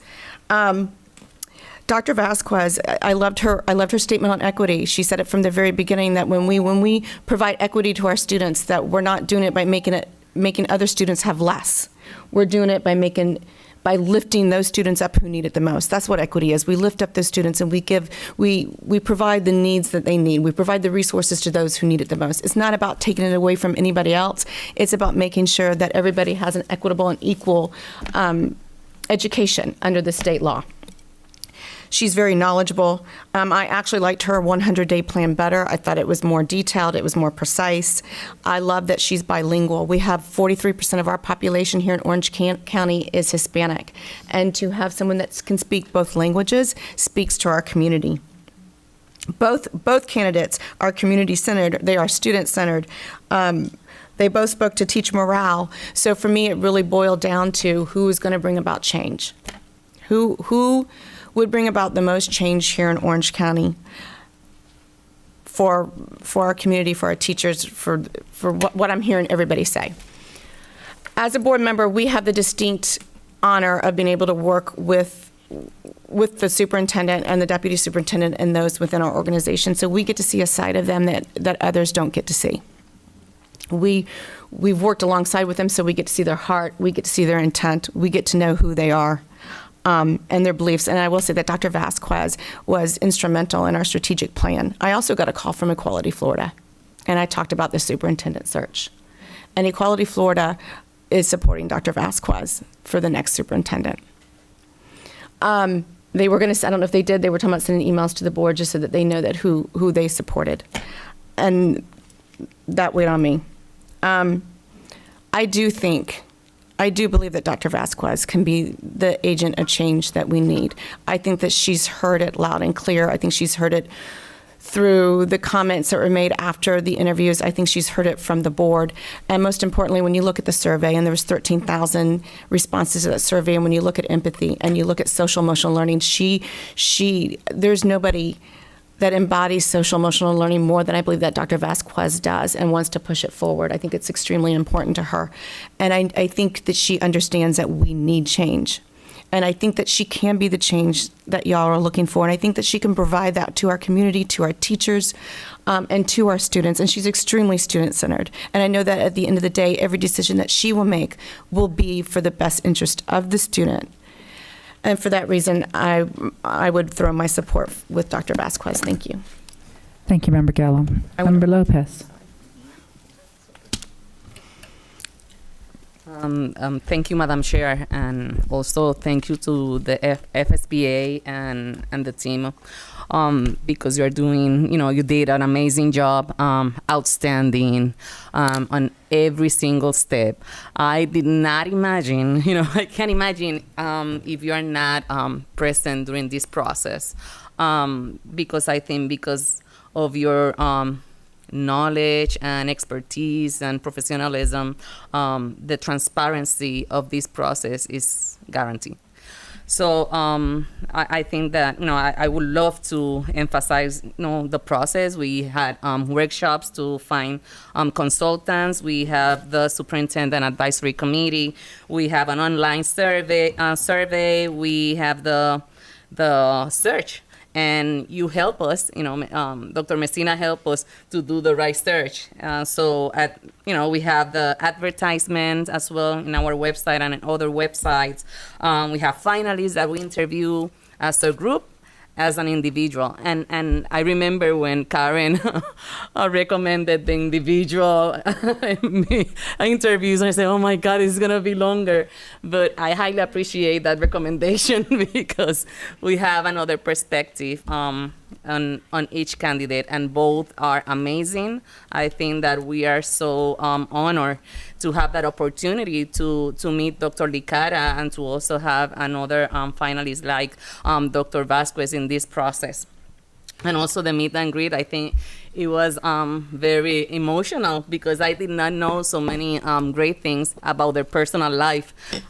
So make us closer to both candidates. I think that at least we build relationship with them, not only with us, but with the community, and meet them, as human beings, not in different, leadership positions, So I think that it was great. Okay, we are humans, and so I did not write anything either. I even pray for this, and I am so nervous too because I even trembling. This is a historical moment, and when I was listening to the public comments, to the comments during the agenda, when I heard the United Farm Workers, I remember that we did a private forum with Dr. Vasquez and Spanish speaking on every department to help the United Farm Workers because they feel that they want to meet how it works, how to navigate the system. So I remember Vasquez was sitting close to me and she said, oh my God, I didn't know that, thank you so much. This conversation needs to happen more often. So when she told me, that the conversation needs to be more often, then after that I said, you know what, I'm gonna follow up with this to see if she's, in communication with the farm workers, because I'm very into that, because it's our students. Every student deserves to feel welcome and included. So I remember the president of the Asociación Campesina, women that are farmers as well, they have a group, and she said no, she gave us her phone number. So I said, oh wow, that's great. So today I was just thinking while I'm listening to everyone, student-centered decisions, for example, from Laura, I think it was Laura who said that, then advocacy and empathy. And I am this, as a school board, I call the superintendent, the deputy superintendent, even on Sundays. I don't know if you do the same thing. And sometimes I say, oh my God, I do it. This is an emergency. I don't want anything to happen. So, this is maybe because I am so passionate. I used to be a teacher, so I try not to do it, but it's hard for me because it's a life.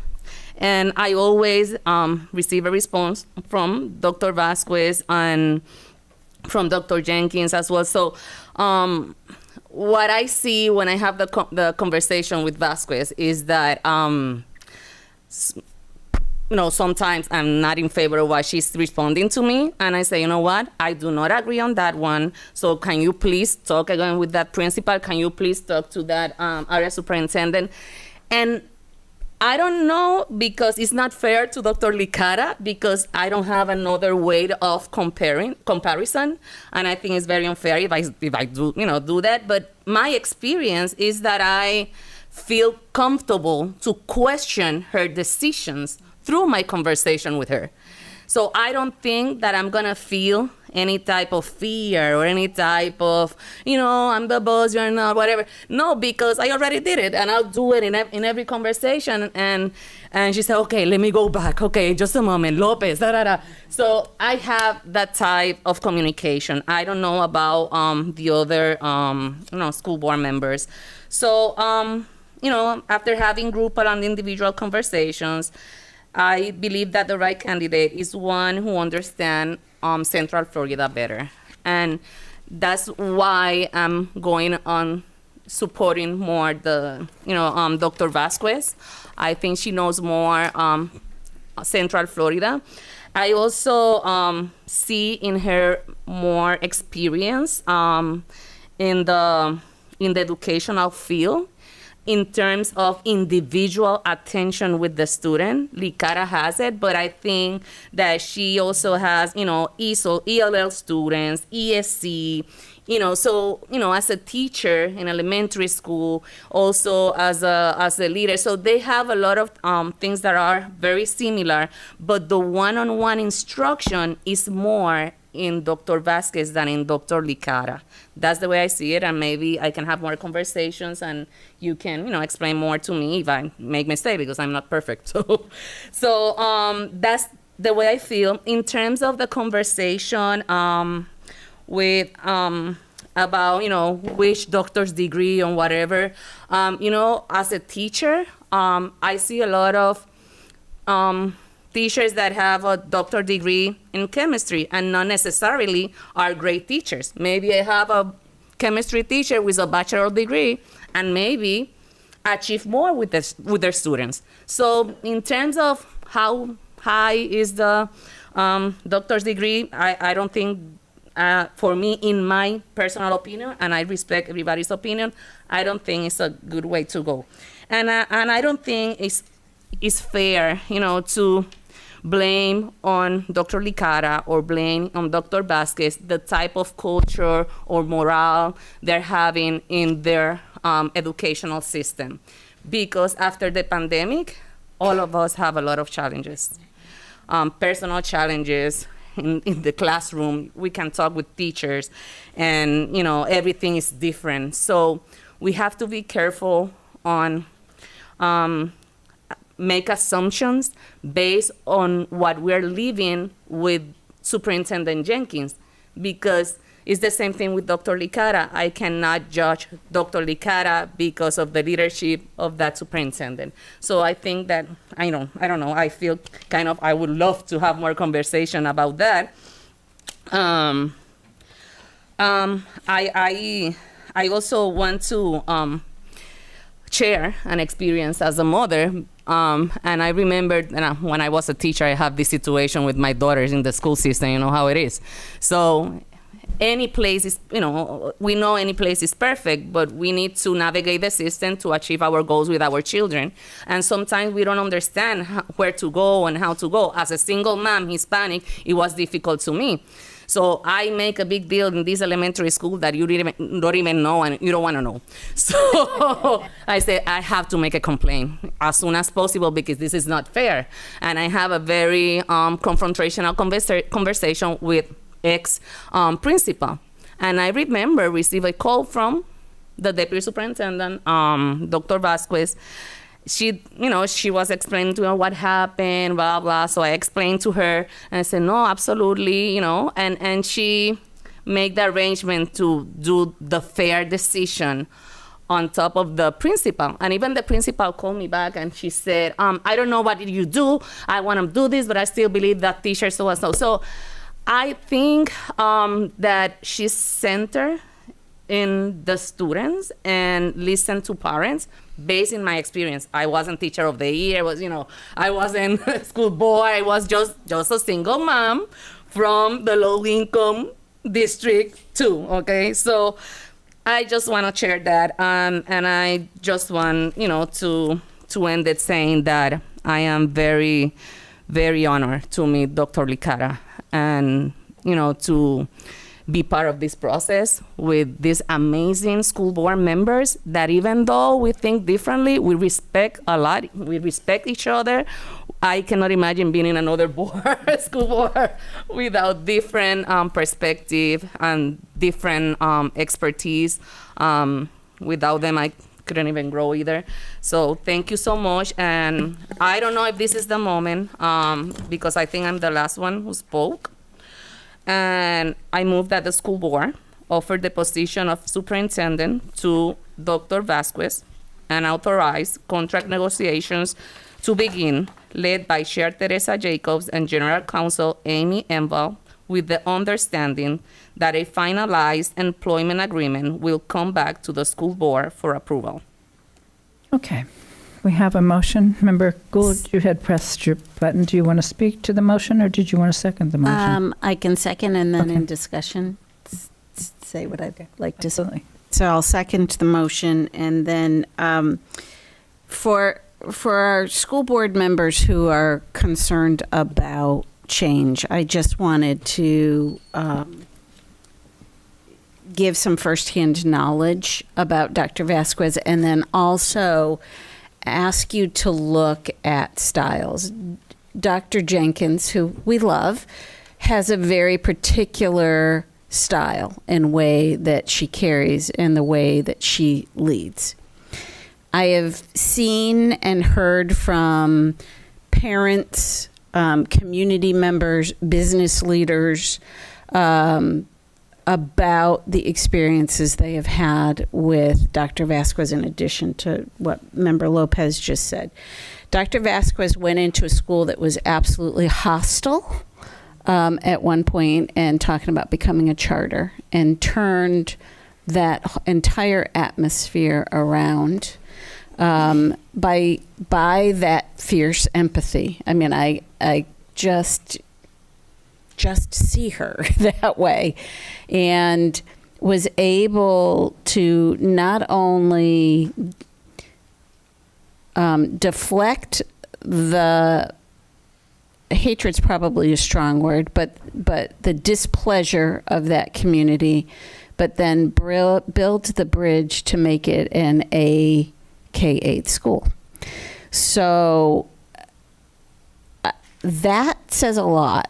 And for those of you who have lived through the growth on my side of town, you know that's no easy feat. So that's just one example, and I could give you others. But I don't think with her style that I have seen in action, with her personality, that we will have anything else but change, but also sustain what is so good about our district right now. So I wanted to share that before we called the vote. Member Byrd. Thank you, Chair.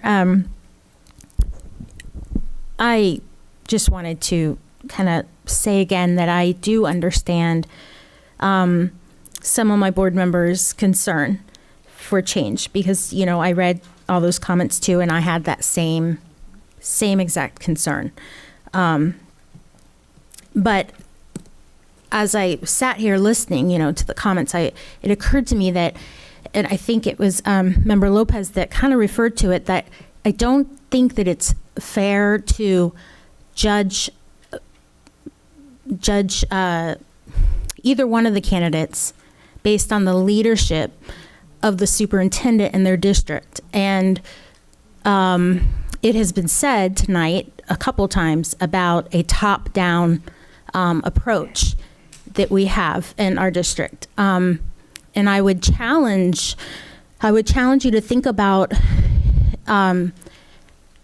how would a deputy superintendent working in that kind of leadership be able to show anything different? Do you see what I'm saying? So, you know, with a strong superintendent that has, you know, a very formatted way of doing things, I don't know how a deputy superintendent would be able to show that her leadership could be different than that, other than these types of little examples we've heard, and I just wanted to mention one as well from my community, the Hope Community Center, which Sister Ann is a part of, and I know that Wes mentioned Sister Ann. We love Sister Ann, she's amazing, but she mentioned to me just about a month ago at an event in Apopka that they had just had a wonderful conversation with Dr. Vasquez about the difficulties that families were facing registering kids for school that were undocumented, and what a struggle it is for some of those families. And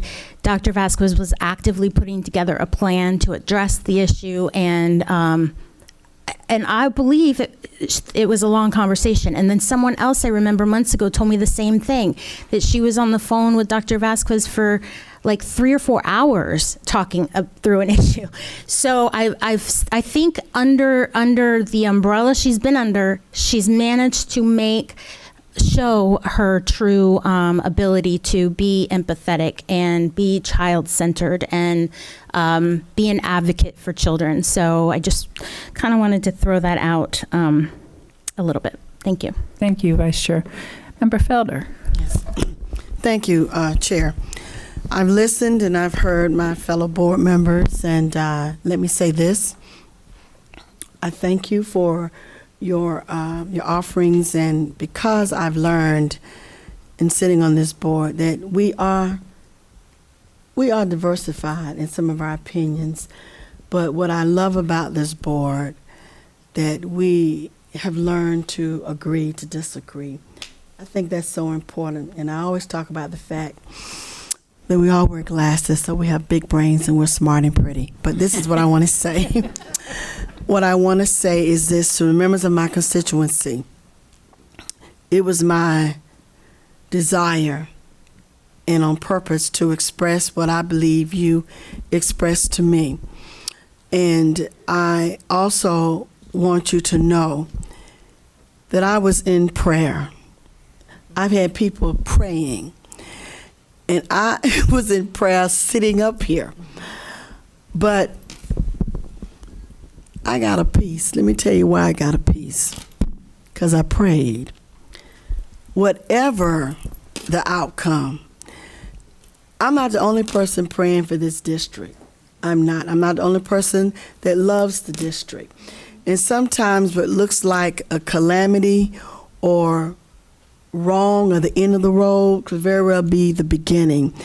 And what I can trust with the members on this board is that we can have conversation. And Angie Gallo kind of said something that sparked in my mind. Whoever the superintendent, is, and they got 8 bosses. That is something to navigate, 8 bosses. Dr. Jenkins has done an excellent job in learning us. I was the last one she had to learn, but we've been friends, so she kind of knew me. But that's more than a notion to navigate intelligent women. So I want my constituency to know that I am still your advocate. I will always be your voice.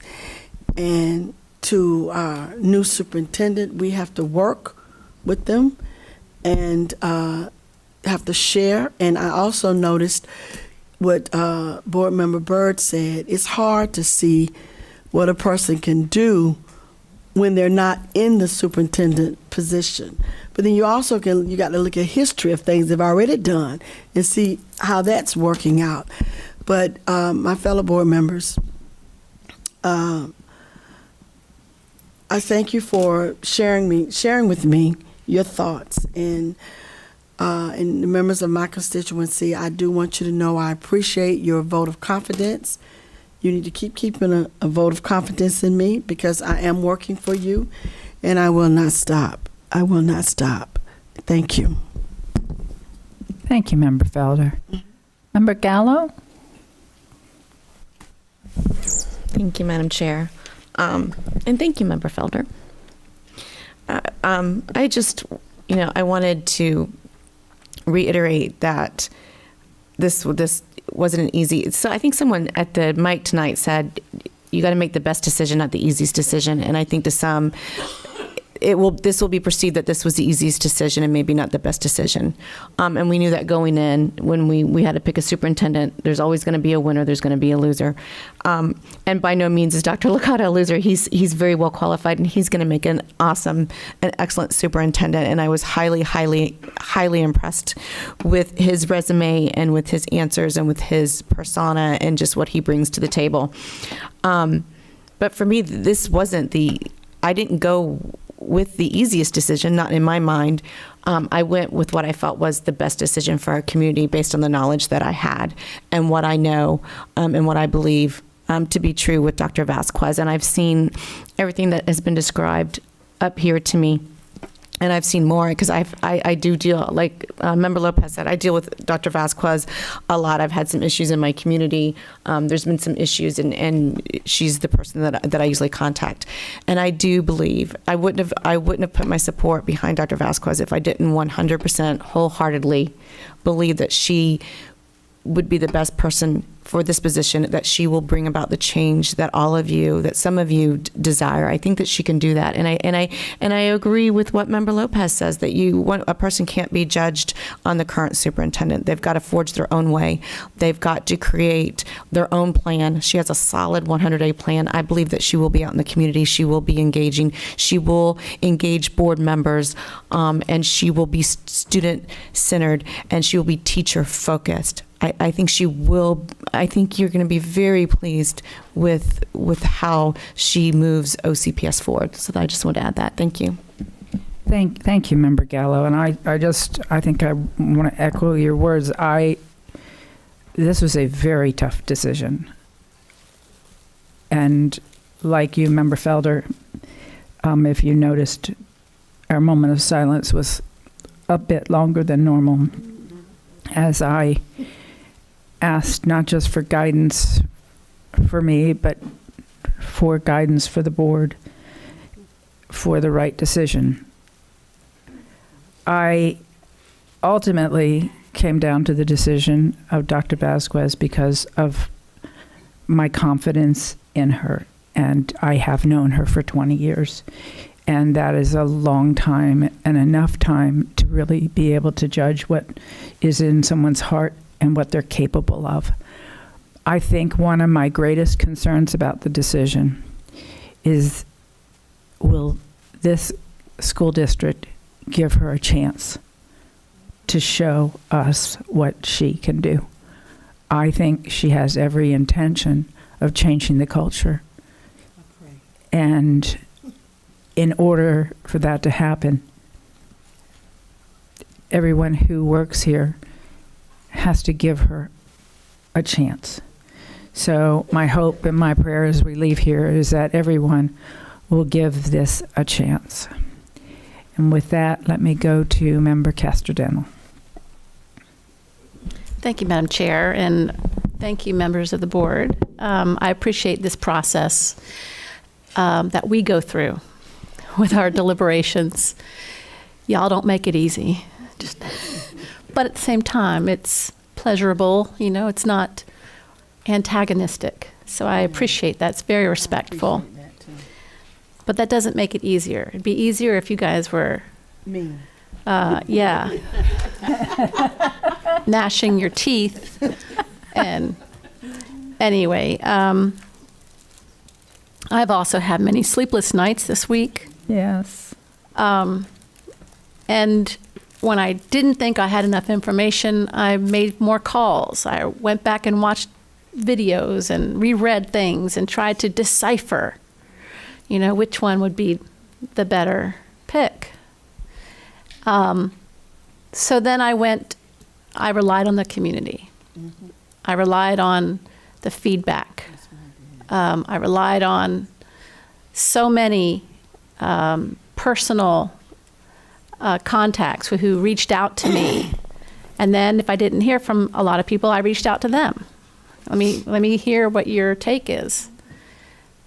And it's similar to what we've all been saying about all of the great things about Dr. Vasquez that we know personally and professionally, but that the need for change and the morale is so heavy.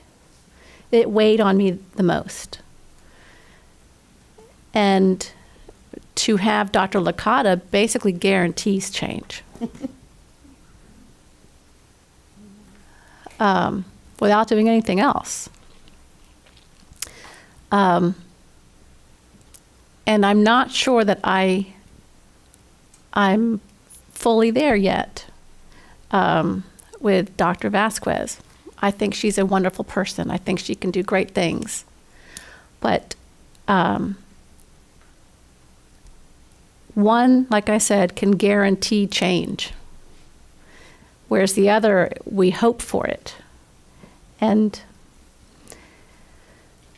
I know that I'm not in the majority here, so it's obvious to me which person will be our next superintendent.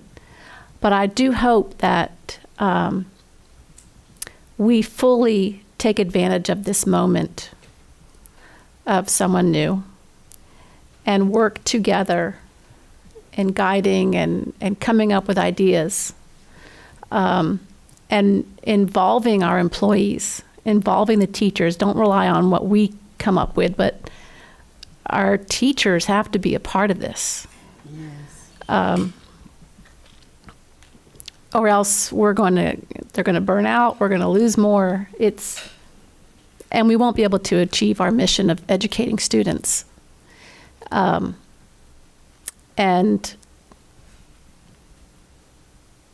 this is really hard. I feel not only did I have trouble sleeping, but I recalled all of those times when I was in the classroom, when the culture of how we do things around here was so evident and heavy, and it prevented me from doing what was best for kids.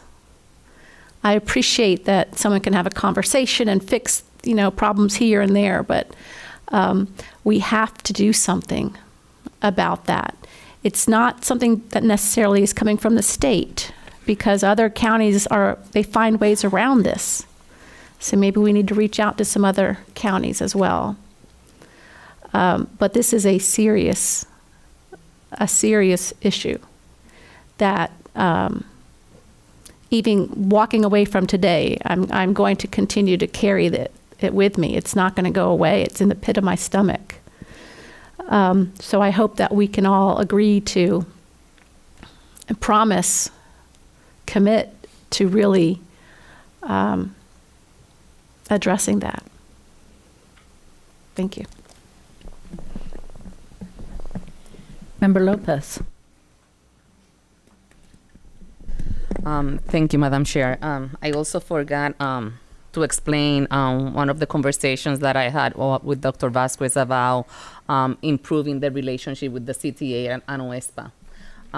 And, so she was saying we need to be, more engaged with the CTA, having better relationships, and, always in every, and now that I'm running on something else, so I'm always trying to talk about the union to see what is the perspective in terms of the workers. So I think that is something that maybe it's better to share in this public forum and explain to you, because I remember in that office she's telling me, we have to do it and we have to improve our relationship with our CTA and OESPA. And what I still thinking that trying to saying that because we have to change the morale, we have to be careful, because it's not guaranteed that somebody is going to change it. We don't know how is the morale in Palm Beach, for example. I don't want to judge. I guess it's a great district. Imagine they have Dr. Licata, has to be great. But I think that we also have spaces to grow, and we have to be careful in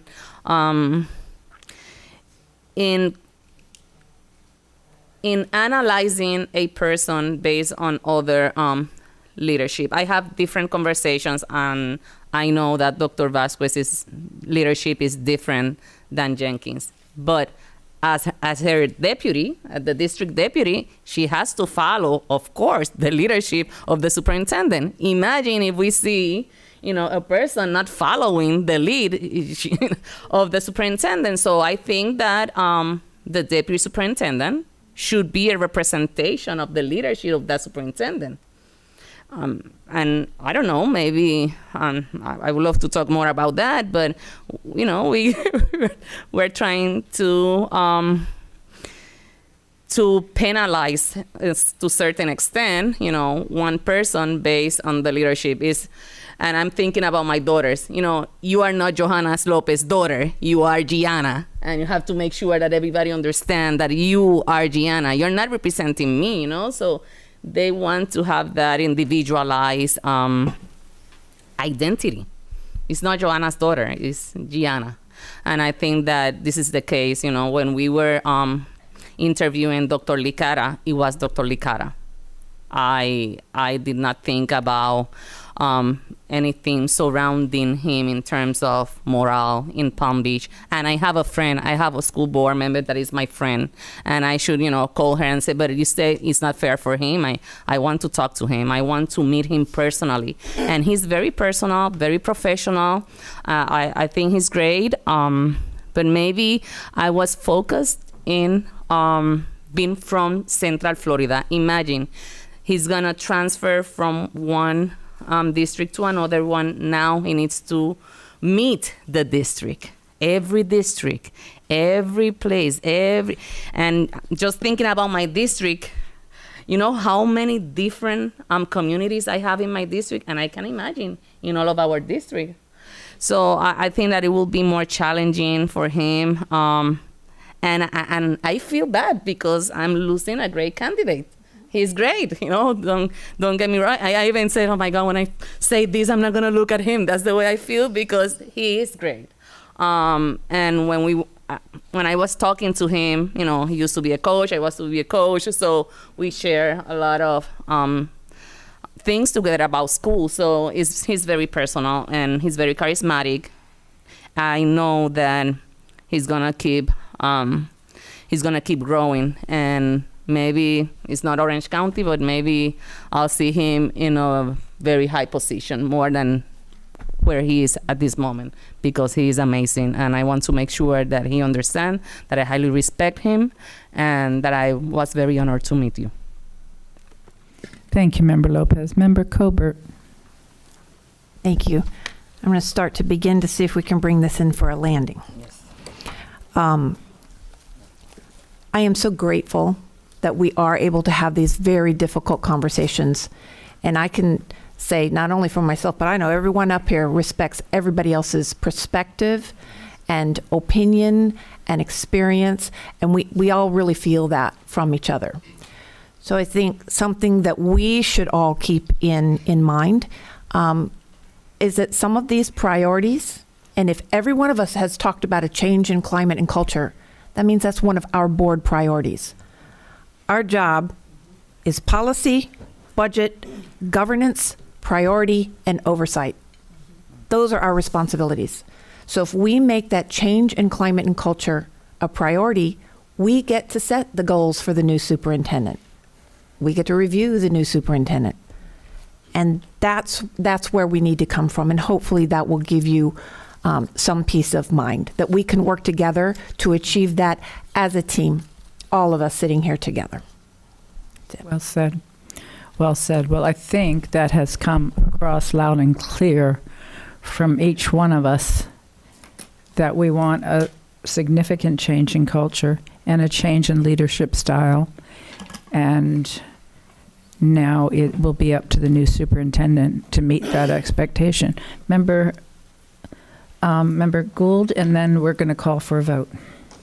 Many of my thoughts have been said, but there is one that Member Castrodental mentioned, and she said Dr. Licata would guarantee change. And yes, that is true to a point, but it's not always the change you think it will be when there's a highly functioning organization and someone comes in maybe wanting to not necessarily focus on the priorities that we've just set, not that that wasn't in his conversation, because it certainly was, but really make a mark, which can be more disruptive in the highly functioning parts. So it doesn't always work the way that you want it to, is my only thing that I wanted to pass on. And with that, I think everything else was very well said about our role is to set those priorities with the superintendent, and we can hold that superintendent accountable for those priorities. All right. All in favor of the motion, please say aye. Aye. Opposed? Motion carries unanimously. Thank you. Okay, now I can clap. You're glad it's over? Can we exhale? I know I am. I just felt like a wash of relief. Ms. Envall, do you have anything to report? I'm not following that. No. Board members, anything further? I have a question. Please. The report, is all this published, like the 100-day entry plan from Dr. Vasquez and then the 90 from Dr. Licata? Did we publish that for the public? No. Can we, since I know that we just picked Dr. Vasquez, but can we publish her 100-day plan so the public can see what her intentions are? I think that would be good for the, thank you.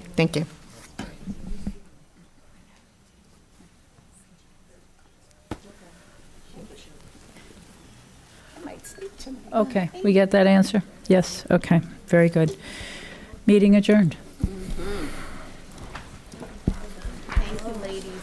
Thank you, ladies. Thank you, ladies. You're being who you are. Oh, God, I did too at one point. I was like,